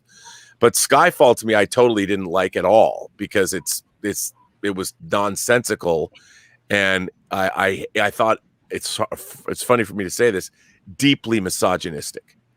I thought the Skyfall was unbelievably misogynistic. They allow a woman to die and Bond treats it as a joke. One of the most beautiful women I think I've ever seen. And you find out she was basically a sex slave at 12, and she asks Bond for help, but instead, no, let me just come into your house, take you into the shower, and then, watch you die in a horrible way. I didn't like that. Hold that thought, because that's another question. Before then, Darius Münchhausen and Mr. Tickletrunk both sent us popcorn super stickers. Thanks for that. And Dash D says, I love the way after Bond took down Drago, how he got his life back together and fought Rocky for the belt. A real hero's journey. And then, as to your most recent comment, Dash D's also said, second question for you. Other than the best Bond girl, and which was the sexiest? You all on the panel get to choose one Bond girl. Who's your favorite Bond girl overall? I've already got mine. I'll wait though. Yeah, well, Gary, let's begin with you since you already have it. You don't have to think. Oh, it's easy. Ursula Andress. Dude. When she came out of that water, yeah. I went from age 7 to adult. From the reaction, I think that you answered on behalf of Keith as well. I got another one. Tracy. Oh, I thought you were going to go for Terry Hatcher for a second. Tracy Bond. She was, and it still is his perfect match. Secretly Emma Peel. As a character, yeah.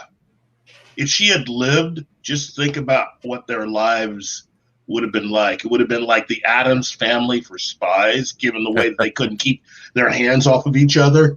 I mean, their relationship would have been something. Tom, how about you? Of course, you only have like 6 to choose from, but or like 6 movies to choose from. But which one stands out to you in the 6 movies you've seen so far? Easy answer, Geeky Pixie. Okay, I got one laugh. Okay. Shit. Contessa is probably one of the more Tracy, yeah, so far that out of all the films, she was probably the standout part of this film. And I do like the fact that he got, a playground to play in, and that whole kind of like they're insinuating that, because the whole thing was I loved about this movie was I got the joke was all the girls are there because they have some kind of allergy. And I kept loving how they were pointing out, well, we know what his allergy is. And they hint at it that he's gay, basically. Or playing gay, should we say, obviously. And that's the whole joke, because Bond knows what he's up to, obviously. But right, but her just being a part of that, and when the way the film ended, even though I seen it coming from a mile away, it kind of pissed me off. It really did. I thought it was kind of cheap. I hope it. I think it pays off in the next films later down the road. But at the same time, I'm just kind of like, that was kind of lame. You really pulled that. They could have saved that for the beginning of another film. Exactly. Or they were actually going to. Yeah, exactly. The death was going to be at the beginning of Diamonds Are Forever, but when Lazenby was going to come back, they changed those plans. Yeah, I wish they had done that. But yeah, she had, obviously, to this point, she's had the most time, the most character, and stood out the most. As for me, my first go-to would be Ursula Andress, but since I was taken already, I'll go with the one that I grew up with. Like the first Bond movie I saw in a cinema, the one that affected me the most for that reason, because it was the most visceral experience, was GoldenEye. So I'm going to go with Isabella Scorupco. Oh, all right. I guess that leaves me. I'm going to have to go with Anya Masova, Agent Triple X, played by Ringo Starr's wife, Barbara Bach. I mean, not only was she just smoky and sultry and sexy, she was the British Bond. And even though, the Russian Bond, she was almost Bond. She was Bond's equal. And I loved that. And as a kid, The Spy Who Loved Me was the first Bond film I saw in the theater. And there are two of, like, first of all, seeing Caroline Munro as Naomi, who, she wasn't primary Bond girl, but oh my God, do I love Caroline Monroe. And of course, she dies. She dies in a helicopter after being shot down by the Lotus Esprit from under the water. But Triple X, man, she's the stuff. All right, let's go to least favorite. Yeah, no, we have a few more super chats to go through as well. But Paulie makes also his opinion known that it's Maud.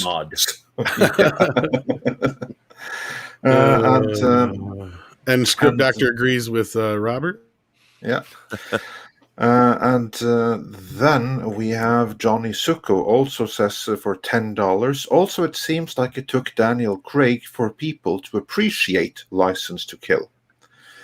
And he also says Barbara Broccoli herself said Timothy Dalton was ahead of the time. She was right. And finally, he says for another $10, damn it, Rob, my dad showed me the Planet of the Apes movies on Cinemax when I was 10. Same with the Bond films. We see them in theaters to this day. Yeah. It's the whole thing that we talked about, the nostalgia effect, where kids who grew up with them tend to like them into adulthood and introduce them to their own kids later on. And that's how a lot of this thing continues going. Yeah, I agree with that. Yeah. And then we have Patrick Mulligan just wants everyone to remember From Russia is still the best Bond film. I did enjoy that one quite a bit, but I don't think it's the best for me, but I love it. It's the closest to the books, I think. It most represents Fleming's work. And Shaw is a great villain. Yeah. Yeah, I did really enjoy his performance for sure. Mm-hmm. Yeah. And this says for $5, Amazon now owns both Stargate and RoboCop, both long-dead franchises. Both Stargate Universe and RoboCop 3 killed those franchises long time ago. Well, Stargate, at the very least, is about to be brought back from the dead and killed again, much, much worse, by the very last people that you would want to have involved with it. At least that's the rumor that we have heard. So, yeah, that is no cure. Yeah, that recent web series was terrible.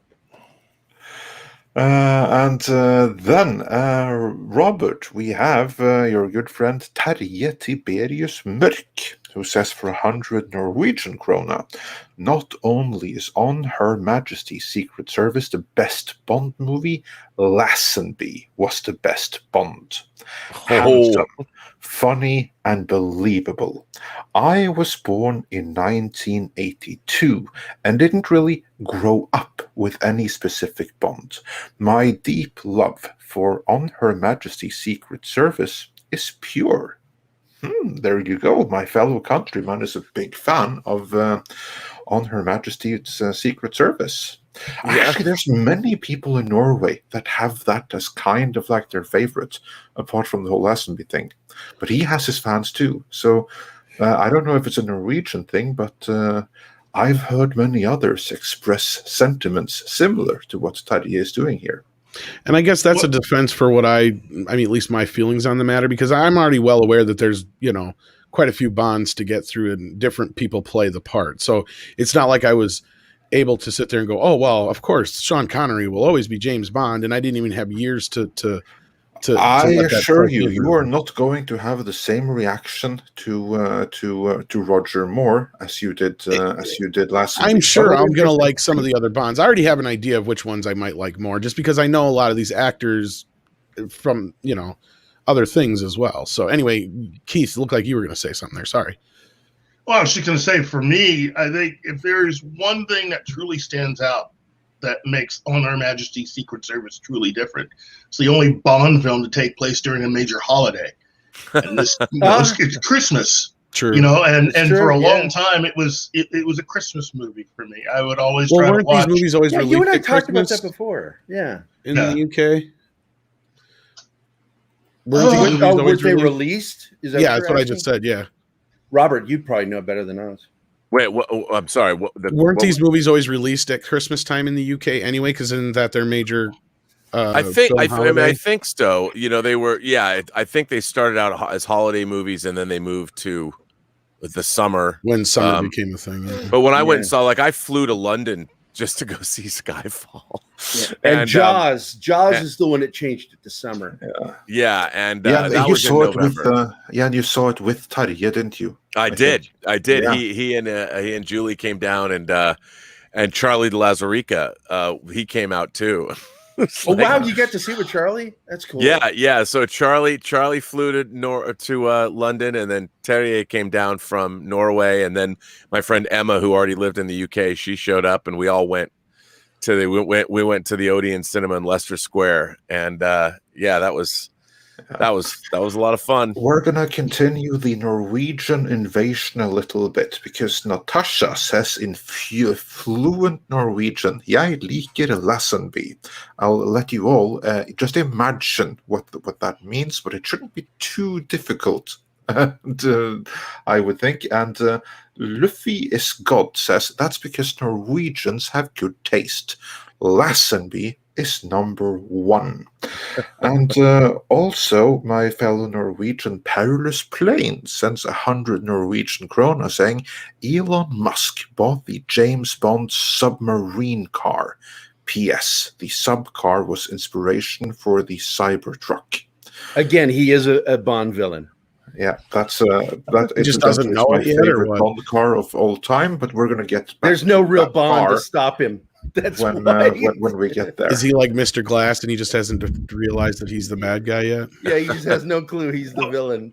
Yeah, and on top of that, that's what Amber Heard is for. She's his she's the femme fatale and taking things back on. She's track, the mastermind. Shit. The Norwegian invasion continues with Tarja Tiberius Mørk, who wonders what movie had the best pre-credit scene. Well, that's a tough one. That is tough. I've seen so far. Boy. I got to be honest. My personal favorite intro was the Pierce Brosnan movie with the oil rigs at the beginning. I forget the world is not enough. That one. I love that intro animation. It was just wow. The boat chase too. That's the longest. Apparently, up until No Time to Die, which has the longest apparently pre-credit sequence. That boat chase across the Thames is amazing. Yeah, and I got to tell you, the best opening for any of the Bond films for me, again, Pierce Brosnan, the North Korean.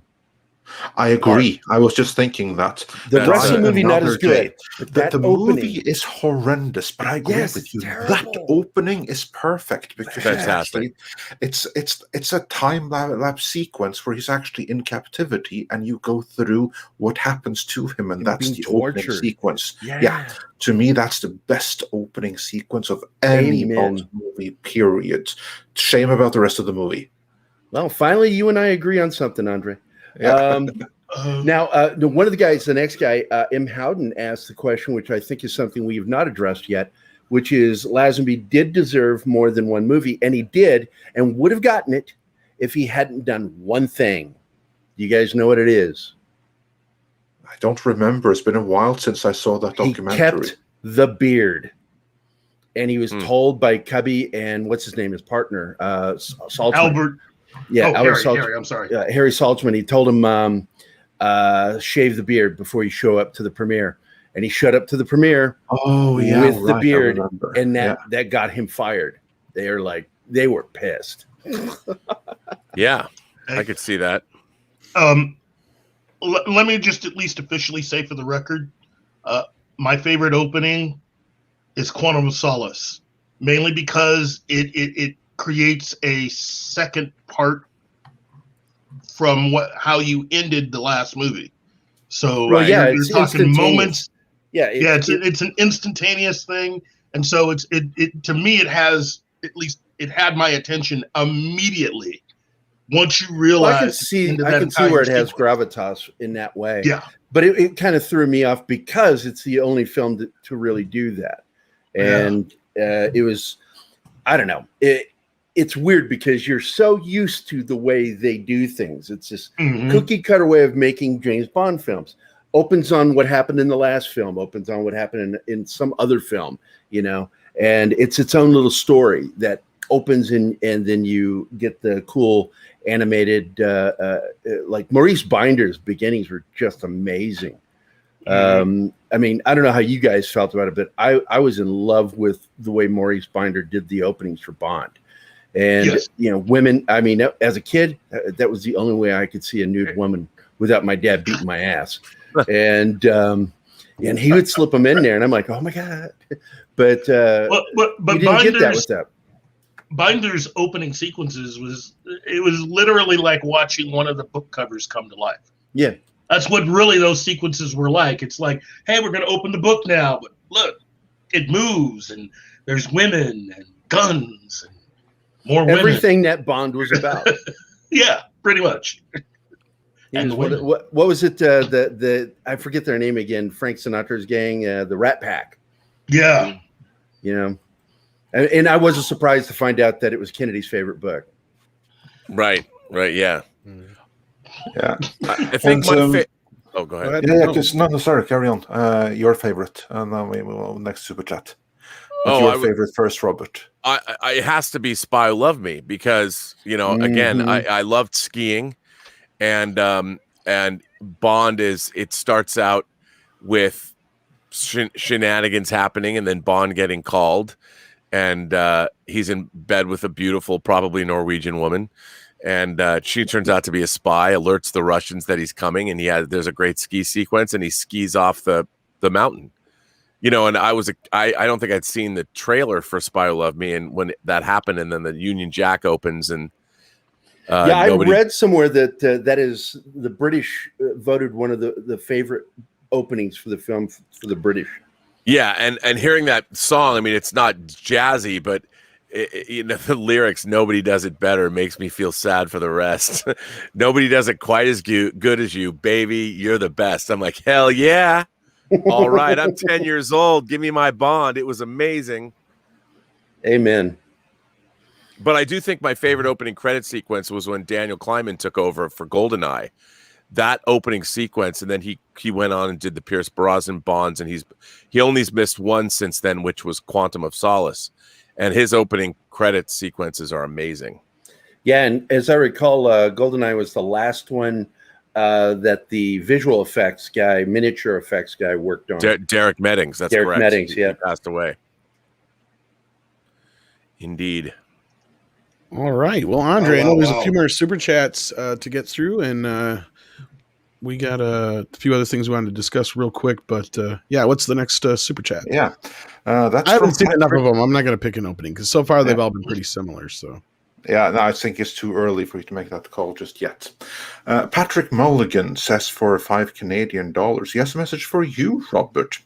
You made a mistake in the Alien podcast with Drinker. The crew does have weapons and guns. They cannot shoot the alien on a ship due to acid blood.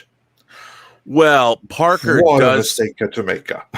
I mean, Parker does say it has in the movie. He says it has a wonderful defense mechanism. You don't dare kill it. But I don't believe they show firearms in the movie. I don't know if that's ever established. I know that in the astronaut suits, they've got a gun-like weapon, but I don't know if those are grappling guns or what. But I don't know if they ever show firearms in the movie. So that might be true, but you know, burning the alien up could have caused the same thing to happen.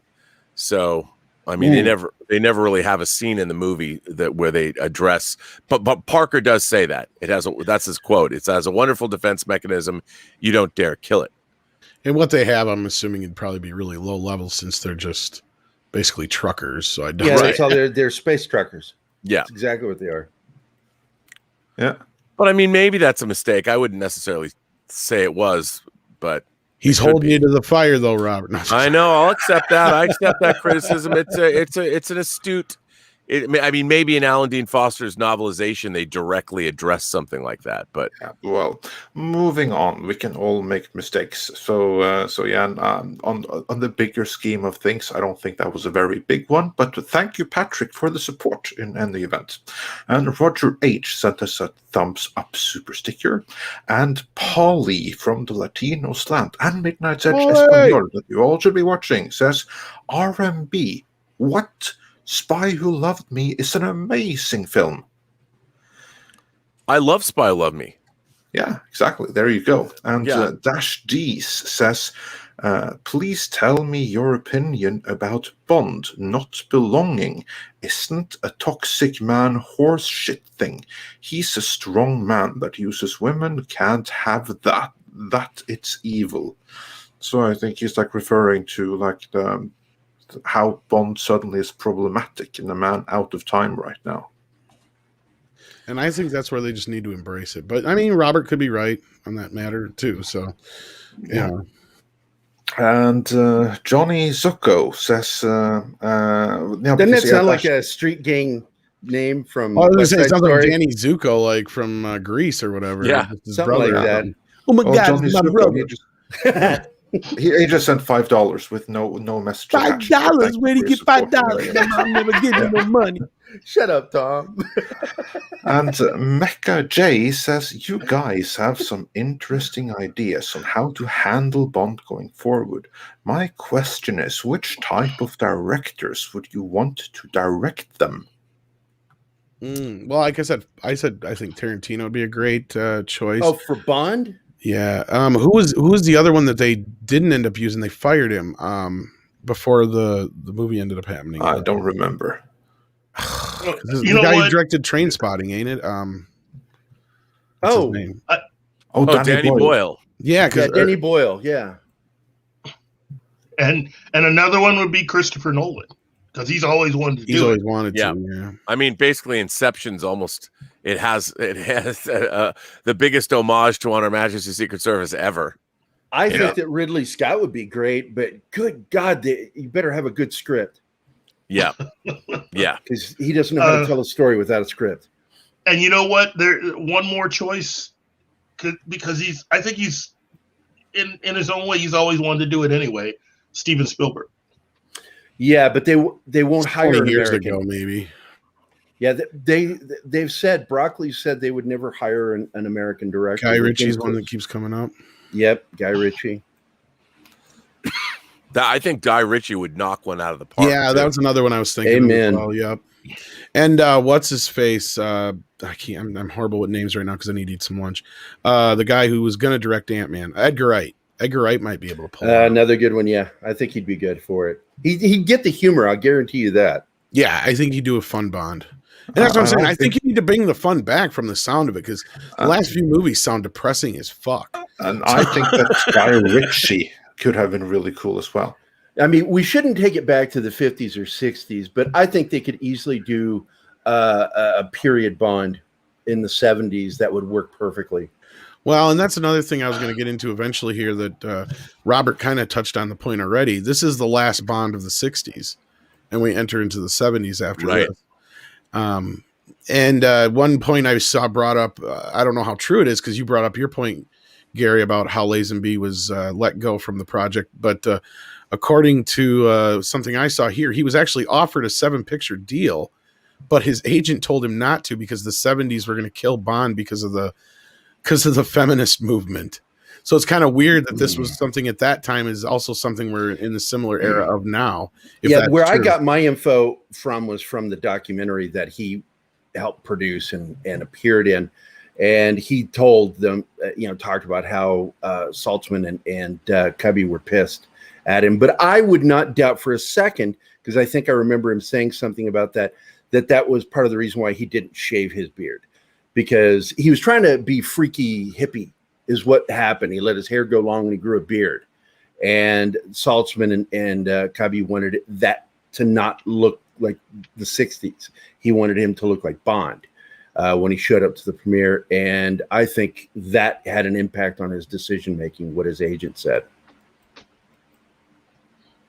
Yeah. Yeah, and McJay brings up the documentary called Becoming Bond, which I think was That was it. That's the one. Becoming Bond. So I'll have to check that Great one out. movie. Probably. Yeah, that documentary Wow. is amazing. That's really. It's on really cool, Hulu, yeah. as I recall. It's great fun.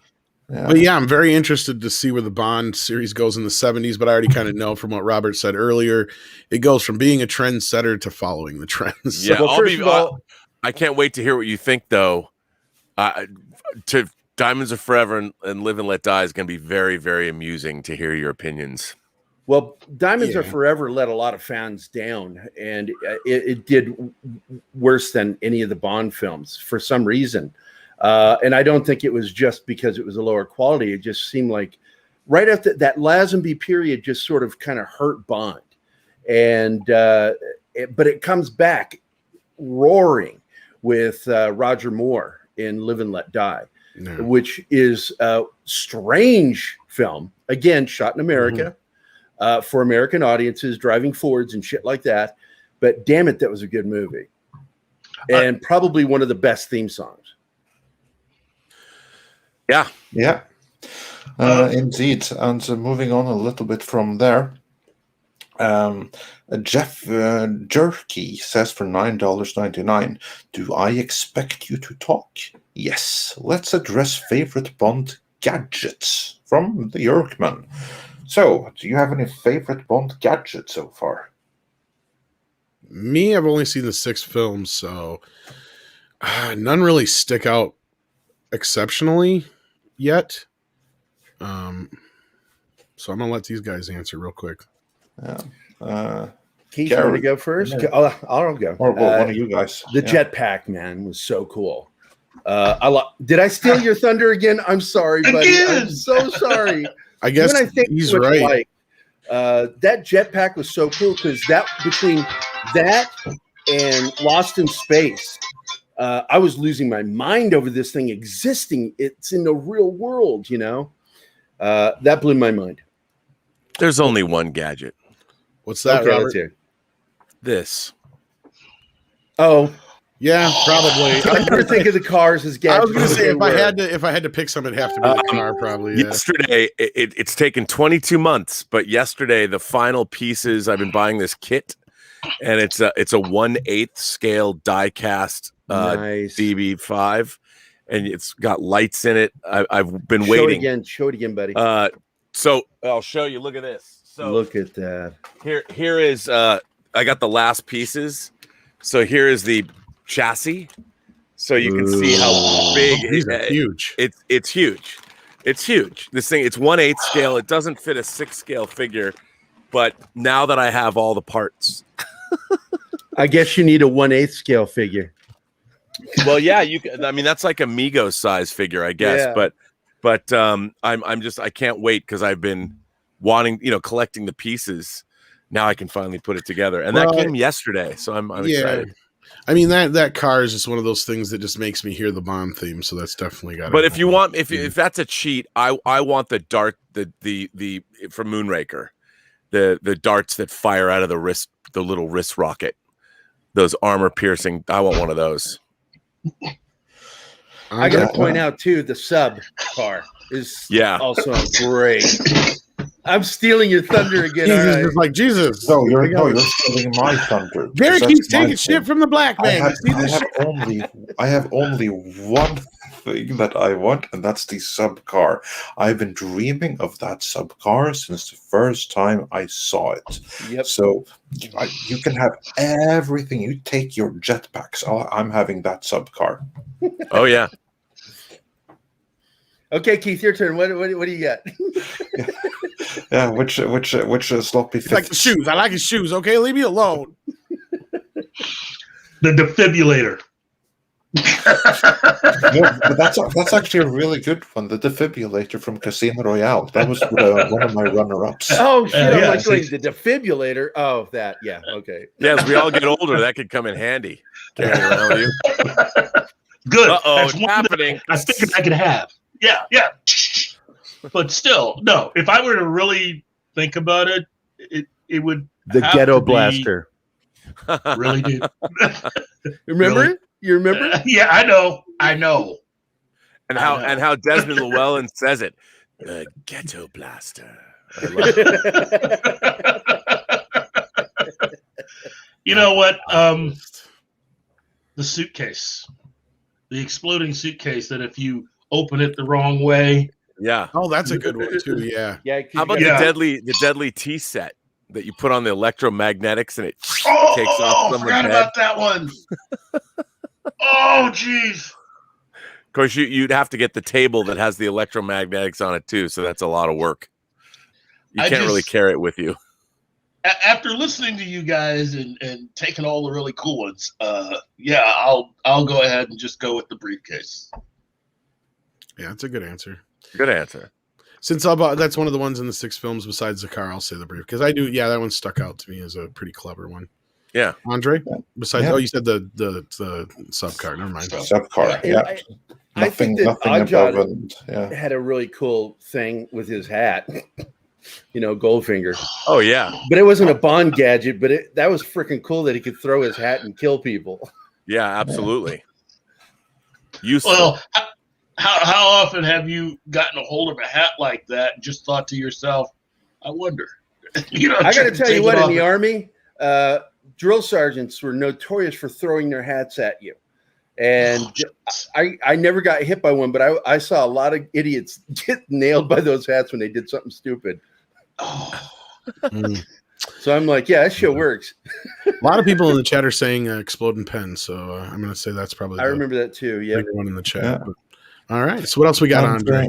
Yes, Rob Alta says, I wonder what a Patrick McGoohan Bond would have been like. I would have loved that. Ah, ditto, man. I guarantee you everybody here probably enjoyed the Prisoner. Mhm. Yeah. Yeah, Patrick McGoohan was the shit. Yeah. Yeah, I agree. Yeah. And Destiny Captain says Stargate Universe did not kill Stargate. The financial collapse of 2008 did that. Mm. Yeah, well, I don't know anything about it, to be honest. I just know that if it is brought back, it will be brought back to be killed again, even worse, by the last people you would ever want associated with Stargate. Oh, Thomas is here. Hi, Thomas. And Guilt man. And Stubble McShave says for 20 Swedish krona, worst Bond movie, Die Another Day. Yeah, it's hard to disagree with that, but it does have great the best opening credits. Yeah. Best opening credits, worst movie. Yes. So off to a great start. It was all downhill from there. Yeah. Although I have to say, I really don't like A View to a Kill. I don't think anybody really does. No. I used to like it when I was a kid. Got a good But song. see when we rewatch it, like for years, to me, Christopher Walken would just be Zorin. Right. Yeah, but again, that was me as a kid. We'll see how it holds up now when we get that. Wait, far. you're telling me Well, Christopher yeah. Walken plays a Bond villain? Oh, yeah. Well, Yeah. it's a spoiler Yeah, alert, dude. I guess. Max Zorin. And his henchman is Grace Jones. Yeah. Oh God, I'm down for this. Oh, yeah. yeah. It was that. No, It they was got a in- great cast. There's some good stuff in it, Bond, too, I'm but- gonna and kill it was in you. that movie that I'm not gonna do it Dalton, met and got with Grace Jones as well. Yeah. Oh. Wait to see that. Yeah. Yeah. See, you guys are like, oh, you're gonna hate it. Like, no, you're gonna watch. I'm gonna love like the cheesiest shit in this series. You guys, You might, Tom, yeah, you might Maybe. actually really enjoy that. Maybe. I'm a Octopus. cheese guy. Okay, like I love some cheesy shit. Like you don't Yeah, understand. you do. You are a cheesy dude. I love I'm that the guy about that came you. up with nunchuck and dinosaurs for fuck's sake. I mean, you sang that theme song for us 80s night. I mean, fuck. That's right. You Oh yeah, I cheesy. forgot to do that other version. Did you still need that? I totally spaced that out. No, because I want to do something else. Okay, Because I okay. still haven't released yours and Keith's in my episode yet. Oh, okay. All right. And I want to do a whole new theme for the whole 80s thing and Gotcha. launch it with your episode. Oh Jesus. Okay. Well, I also have something. I have Go ahead. something else in mind that I would like you and Andre and Robert to consider, but we can talk about that after the show. yeah, I was gonna And say, Robert- let's talk shop Robert, later. I wanted to mention to you, I messaged Charlie the other night. I really would like to have a Blade Runner discussion group just for one episode. and get you and Charlie on there. Say something to him. Remind him to get back to me, because I would really love to have a panel of talking about Blade Runner. Yeah, no, I'd love to. I'm always up to talk about Blade Runner. Me too. So are we going to discuss whether or not Deckard's a replicant? No, I kind of got my fill with Doomcock on that one. I mean, I would try to tell him. I tried to explain to him what a unicorn is in common parlance, and he's like, "Oh," and I'm like, "Okay, this is not going to be a discussion. I'm just going to shut up and just have fun." All right. Well, we'll get to that in a later discussion. No, I actually can bring a super chat up on screen. This says for $5. The Handmaid's Tale is going to be a problem with Amazon now owning that show and airing on Hulu. Oh, I didn't know they owned it. It's just going to have to continue. That's pre-existing deal. Yeah.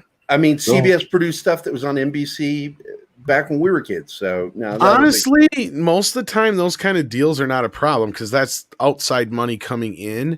Mm-hmm. The rarity is when you hear the stories like when Ike Perlmutter would lose his fucking mind and, like say, pull down all the X-Men and Fantastic Four shit out of, like that kind of stuff normally doesn't happen. That's like some fucking high school shit. Like normally it's like, hey, that's money coming in that we're not putting out there, It's in this case, I don't see them, just like Fox and Disney, they still have a lot of their same deals going together, even though the Fox network has nothing to do with Fox Studios anymore. So. Yeah.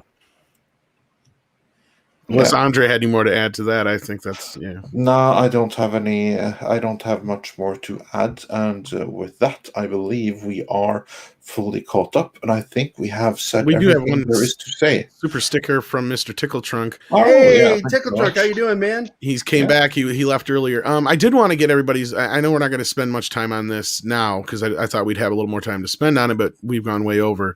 I did want to get everybody's feeling on where they think things are going for the future, though, with Bond, now that MGM is under Amazon, which that was brought up in that super chat. And well, you guys have talked about it, and I a little bit. I don't know where they are right now. I know that they did massive reshoots. That audience reaction was not very good to the new film, and I don't know why. I mean, everybody has their assumptions of what it is. I don't know. Where are we? I mean, you guys actually have a pulse on this. Where are we? I think the bigger question is, Robert brought up earlier, and I wanted you to expand on it, maybe Robert, a little bit more real quick, as much as you can with the few minutes we're going to take here on it. You said that there's the possibility that the Broccolis and Eon may just sell it to Amazon. I mean, I do see that as a possibility, because that they've been making the movies since 1962. It was the Broccoli family business. They've made more money than God on this franchise, and I see that it's a natural ending point. And I mean, sure, they could start over, but if you look at, there used to be a time frame. Bond movies would come out every 2 years. Right. So maybe it would be 3 years, but for the most part, it was an every 2 year period of time until 1989, when the ongoing shenanigans with MGM and Kevin McClory, there was a 6-year gap between License to Kill and GoldenEye, which came out in 1995. And then we were kind of back to the every 2 years. GoldenEye led to Tomorrow Never Dies, which led to The World Is Not Enough, which led to Die Another Day. And it was pretty consistent. And then there was a little bit more of a gap when they brought Daniel Craig in. But then the Daniel Craig Bonds, I mean, Craig debuted in 2006, and it's now 2021, and COVID, let's say 2020, and that there's only been 5 Bonds in 14 years, now 15 years. So that's a long time. And if they go cast another Bond, it's going to be probably another 3 years before we get another Bond movie, maybe 2. Mm-hmm. But you're going to have to start all over, and you're going to have to have a new script. I just wonder, what more do you have to do? I mean, I see that the Daniel Craig Bond series is sort of an encapsulation of the entire character of James Bond, going from being a young man to being a retired agent who's now married with a kid, you know, and I think that they've tried to take Bond through a whole life cycle.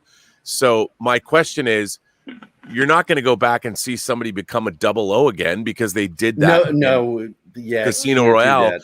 So you'd have to. What do you do? And I've often mid-career. I ponder this. So, you know, mid-career Bond, but then again, in this day and age, who do you go after? You know, and I think that the last Spectre had this problem. Well, we've got this intelligence gathering AI system, you know, that we're going to infiltrate, and it becomes like the world, unless you're going to go full on fantasy Bond, where there's some, like, I don't even believe a megalomaniac would destroy the world anymore because there's no money in it. You know, it's like now we've got the idea that you have one guy controlling $160 billion like a Jeff Bezos, and literally is and both Elon Musk and Jeff Bezos might as well be building their Moonraker space stations right now. I mean, we live in a world where Bond villains have been supplanted by real people.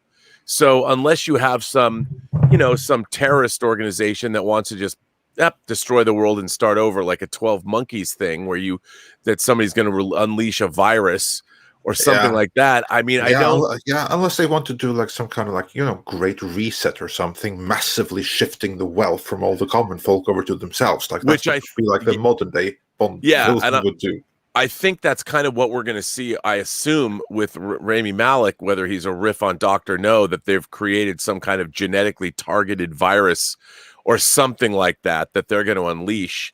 And at this point in my life, I kind of think that, well, you know, if there was a megalomaniac like Thanos that was going to eliminate half the population of the planet very quickly, I'm like, would that be so bad?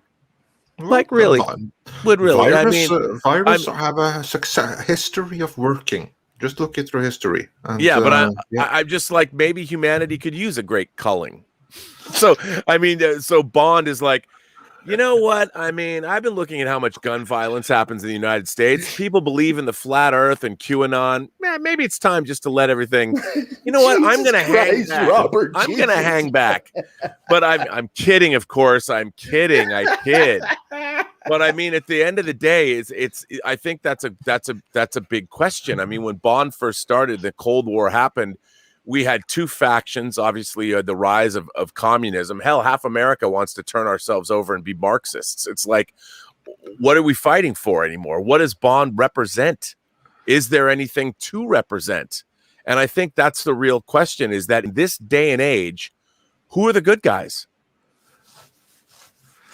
And I don't know. I mean, our world has become so ambiguous and so tribal and so divided that, I mean, it would be really interesting to watch.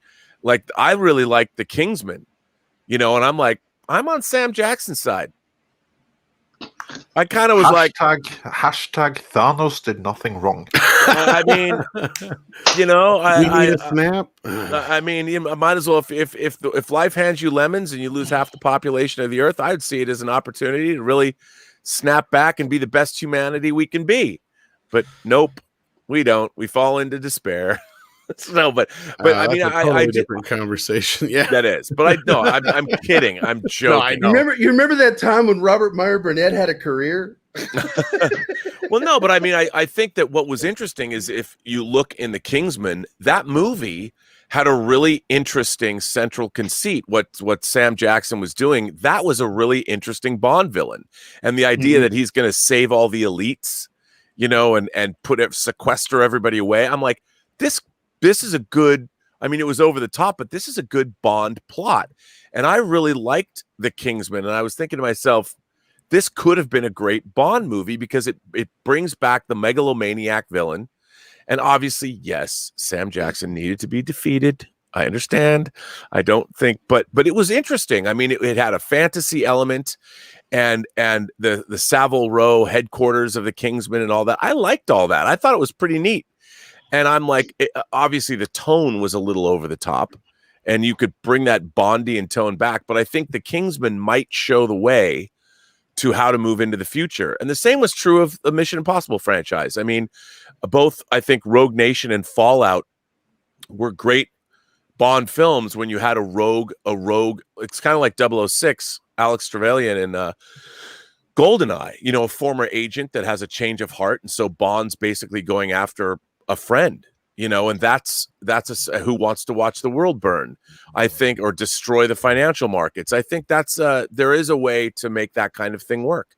And I'm thinking, and there was that whole injury in that movie too, when he discovers who one of the villains is, one of the old double O's. Yeah, that's what I mean. I mean, it was his just, friend. I love that. Yeah, and they're on a mission together, and Bond thinks his Alex was killed, not knowing that it was all a setup, that he'd gone over to the other side. And I think that the way to make, I mean, they tried to do this with the Daniel Craig thing, is make it more personal to him. Like, there's an emotional connection now. It's not just a mission, but to avenge Vesper's death, to go after Mr. White. I think doing something like that can make it work, because the world stage has become so muddled. And it's, whereas Bond used to have clear cut, like during the Cold War, we knew the communists and Soviets, or it was Smersh at first and then Spectre. These were very obviously bad people that were differing ideologies from the West, and based on real world elements that people were scared of, terrified of. Yes. I grew up in that era too, because I remember the whole threat of nuclear attacks. We did the drills. Christ, that was a freaking weird period to grow up in. But I think that doing the personal thing is probably the way to go, and going with villains that have an impact on Bond. So whoever steps into the shoes, if they're going to continue, that's the way I would go too. Right. And I mean, I jokingly said one of the things about what Sam Jackson's villain in Kingsman was trying to do was something that, depending on how you looked at it, and same with, like, if we're all going to die anyway, so I'm going to expedite the process for a majority of the planet Earth, a percentage. Is that such a bad thing? I think ideologically, when you get into those kinds of questions, and it goes back to what Hugo Drax and Stromberg wanted to do in Moonraker and Spy Who Loved Me, where they literally were going to precipitate in Spy Who Loved Me a war between the superpowers to create a nuclear winter or whatever. And then in Moonraker, Hugo Drax was going to use literally poison orchids derived, you know, and drop them from orbit. And so Bond had to stop that. But a combination of the two, you know. And in the book, it was a Zeppelin, as I recall, right? Yeah. Something. Yeah. And it's just interesting. I mean, I think that's what you have to do, is that you have to make the stakes, I think, a bit more personal now, because also movie-going audiences expect that. Exactly. And Andre, Mr. Tickletrunk has a little comment there, I think is pertinent to what was just said. Let me see if I can find it. Let's see if we can get that up. He did a $5 it was a super chat. Yeah, we got it here. Got it right here. Mr. Tickletrunk says, "Oh, by the way, maybe we need a little culling. A new Bond villain? Hold submitted. Remember, Rob, that's the best villains think they are the hero." Yep. No, absolutely. And that makes it cool. I mean, obviously, you know, when it comes down to that kind of thing, you need a villain that has something that's monstrous that we can all be scared of, whether it's destroying financial markets, which will lead to anarchy or whatever, or literally killing half the population or doing whatever. We have, as an audience, we have to fear the results. I mean, even in Thunderball, they're going to drop nuclear bombs on 2 cities unless they get their millions of dollars. Right. That's terrifying. Yeah. And then Action.com says, for $10, thank you so much. What about the Octopussy type villain, Orlov, that uses government officials using the power at their fingertips to try and advance their careers? And if a lot of people die, spilled milk. Right. I mean, that's, you know, bureaucracy is villain. Exactly, is always bureaucracy, good. Yeah. You know, what do you think of because we brought him up, Elon Musk, and then you got Bezos and what's his name, Bill Gates. I mean, they are ripe for the picking for a villain in a Bond film because they want to make a change. Right. And they would also have access to the bureaucratic aspects of government. Yeah, it's well, just how do you? I think that the Iron Man type is probably more likely to be used than any of those. I think like that might sit a little bit too close to to some. And also, Christopher Fries says, "Where is the love for Hank Scorpio?" That was my thought exactly. Who the I'm hell drawing a is Hank blank. Scorpio? So So apparently nowhere to be found. There is no love for Hank Scorpio here because we oh, don't you even mean know the who the hell Simpsons? he is. I think the Simpsons character that is a parody of Richard Branson. Yep, just looked it up. Yep. Oh, that's it. Yeah. That's how memorable that was. Yeah, sorry. Yeah, very, very memorable. Never saw it. He's made 2 appearances. I've seen it. I Yeah. know what you're talking about, but yeah, not something that really sticks out from The Simpsons all that much. But there But you go. Brooks. But I do think that having like Albert Brooks and like The Driver, that. But I think that the key to making a great Bond series moving forward is that villain, who or what is in an organization. I thought the organization of ex spies in the Mission Impossible movies, that's a really great idea. And the continuity they had between Rogue Nation and Fallout was really, really good. And I think that's what you need to come up with. What is the worst kind of villain that we can have today? And I think whether it's somebody who wants to have the great restart or take civilization down and have us start from scratch is pretty interesting. I mean, my hometown of Seattle saw during the riots there, you had a group occupied part of the city, and decided we're gonna build our utopian civilization, even though we're still going to be using the infrastructure that other people have built. But okay, I mean, it would be interesting if you had a combination of cult leader, megalomaniac, rich person who wanted to facilitate the great restart, and we all go back to. It's like, hey, the Battlestar Galactica is being flown into the sun, and we're going to start all over here with proto-humans in Africa. That's what we're going to do. Something like that could be pretty interesting. Maybe. Yeah, and we also have a couple of other super chats that came in between here. Mr. Tickletrunk sent us a doggy super sticker, and Insomatic 101 says for $5 Canadian. With Bond, I think Amazon should continue making movies. Will they make a series of 000 agents for the next 2 years, then meld both? Yeah, it's entirely up to them, isn't it? If they get everything lock, stock, and two smoking barrels. So I would like to see them do the opposite. I would love to see Amazon do a series about the rise of Spectre. And where did Spectre come from? And you're watching to what end? Yeah, and what happens? And so in the Spectre show, Bond's the villain. They're always going out. They're always thwarting all the intelligence agencies around the world. So you flip the story, and you could even start with Smersh. You could start, say, at the end of the Cold War, and show how the Russian intelligence organization might have morphed into Spectre using, like in Sum of All Fears, the Tom Clancy movie. You had right-wing nationalists and Nazi sympathizers send that nuclear bomb to Boston. And it actually went off. And what if you showed sort of the remnants of in the wake of World War II, they started Spectre or something, and it would be interesting to watch an evil organization develop and flourish throughout the 60s. I think that could be cool. Flip that script, and then make Bond their villain. Yeah, that would. Absolutely could be interesting. No argue there. And then we also have the Gay Rascal says, I'm late. So sorry. Hello, everybody. That said, underrated film. Great panel. Oh, thank you. All right, we'll start all over just for you. Yeah. Or better yet, you can just slide the timer back to the beginning. That'll do the same thing. Let's see. Yeah, and then I think we're fully caught up.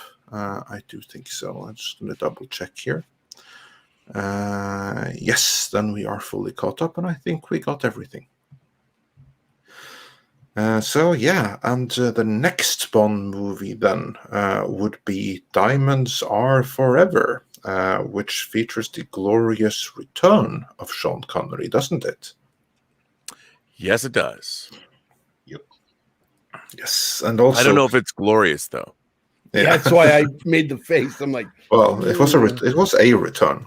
And Yeah. Insomatic 101 says, you sold me on that pitch, RMB. And yeah, I agree, that's a great pitch. I hope that the powers that be at Amazon are smart enough to listen. But then again, it's the same people that cancelled Conan the Barbarian for being too woke, and they had no problems pumping hundreds and hundreds and hundreds of millions into a Lord of the Rings series that's being showrun by the two people that have never even gotten a movie made, but they did write that complete utter rubbish Star Trek 4 from J.J. Abrams that never got made, the one which would have reunited Kirk with his dad.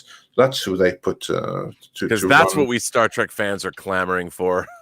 Yeah, exactly. And anyway, if that is an indication of what they might be doing with their MGM properties, I think it's good that we go through the classics, the ones that are still good and always will be, as historical documents, if nothing else. Yeah. Yeah. All right. With that, Keith and Gary, where can people find you? I had to stop, and I was like, wait, what was it I was not supposed to say again? But Keith and Gary, where can people find you? well, you can find Keith and me at Pop Culture Minefield on the YouTubes. It's just some crazy boys talking stuff about nerdy shit.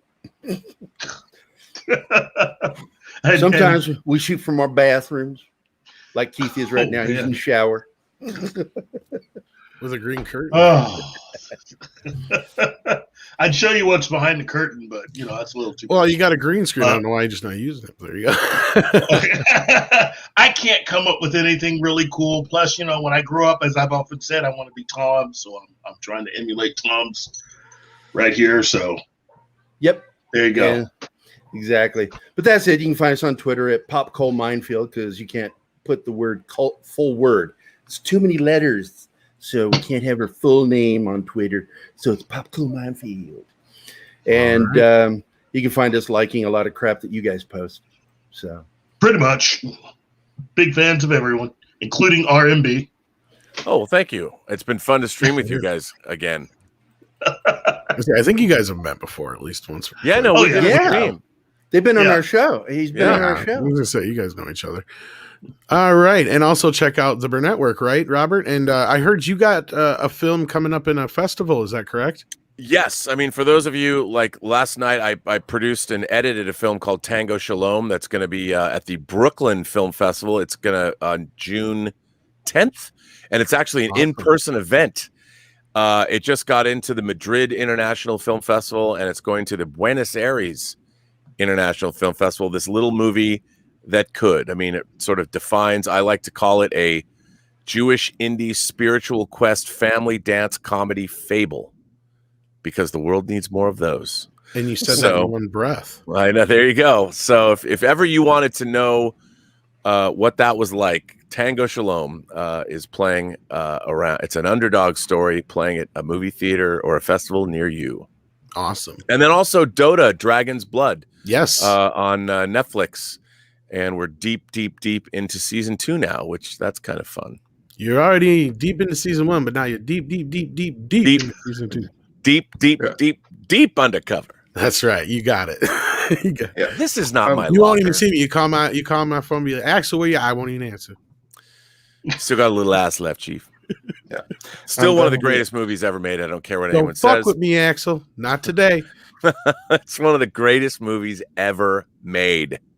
Ever. Absolutely. The perfect action comedy. And then we got Insomniac 101. Isn't that right, Andre? Yeah, it sounds like it. And or Insomatic 101, actually. And he says, do you think Bond will ever get back to as popular as it was? Just want to know before you guys go. So, Keith and Gary, do you think that Bond can ever return to the popularity he once had? It's become so divisive. I just don't think so. I think it could if you had the right story and the right director.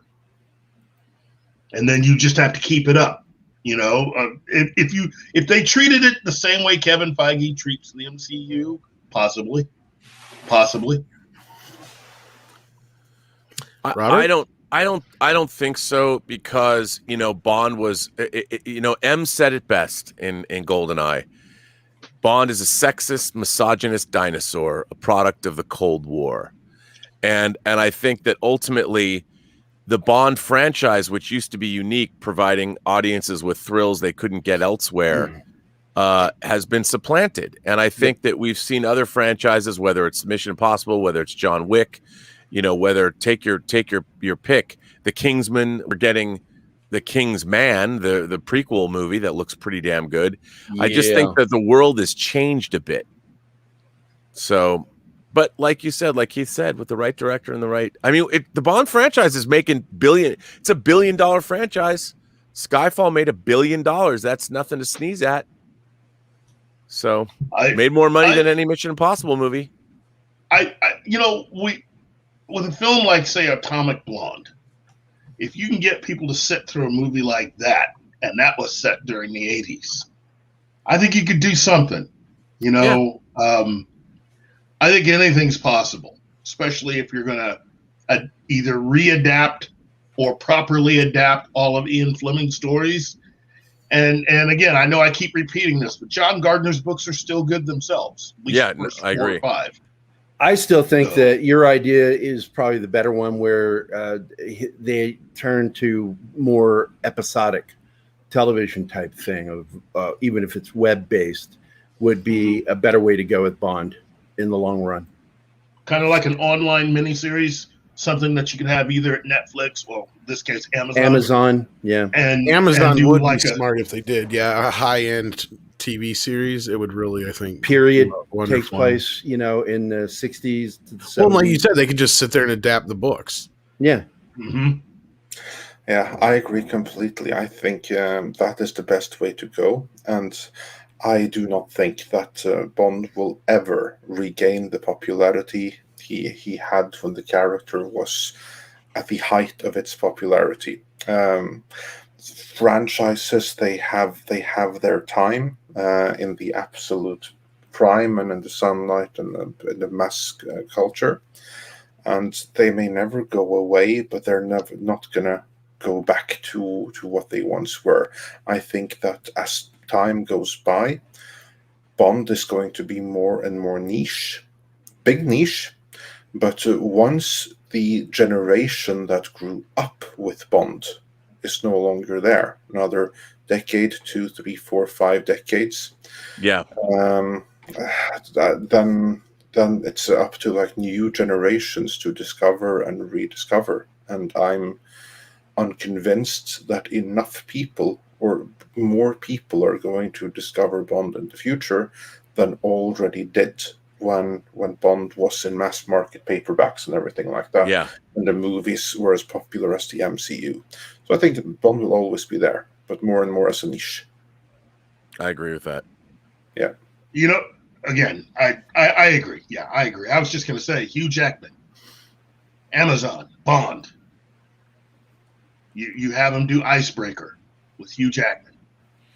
Yeah, I go a little older. That could work. But again, but again, it's with the stories we're getting. Are those stories significantly different enough that you're going to get new audiences? Like, I really like Richard Madden in that 6-episode Bodyguard series he did for the BBC, where I thought that was pretty good. And I think the way you could make Bond, instead of action, make the story have the twists and turns, like a Game of Thrones, Reigns of Castamere, The Red Wedding. You make a Bond, the plotting, not like plotting, but plotting of a Bond movie needs to be, if you could do that and capture audiences, do a limited series, do a 10-episode limited series like what Scott Frank did with Queen's Gambit or Godless, what he's doing now with the science fiction series The Sparrow. Something like that would be pretty great. Especially if you brought in different directors to do different stories, but kept the same actor. Right. For instance, just as an example, if you had access to Hugh Jackman to do the older Bond stuff from John Gardner, and it's a different director per each story. Right. Yeah. Could be good. Yeah. Gents, I must jump off this stream because I have to do teach a class that I'm late for. Well, your timing is perfect anyway, because we're about to wrap this up anyway, right, Andre? Because I think we're all caught up on everything. And you guys have gotten a chance to plug everything. And with that, do join us tomorrow morning for Midnight's Edge in the morning and for our next Bond review. If not, it will be something else, but we'll get to that real soon. And also be back here in 2 weeks, because then we have something really special here, don't we, Tom and Robert? Yes, then we do. June 10th, also the same day as the other event, so hopefully they won't interfere with each other, but we're doing a very special reunion, including the main stars of Stand and Deliver, so check that out. In conjunction with the Latino Slant. I saw Paulie was in the chat earlier, so shout out to him for helping getting that put together and everybody involved. So we're going to have a lot of fun with that. So until then, guys, please hit the like button, share, all that good stuff. Take care of yourselves and each other, and we'll see you.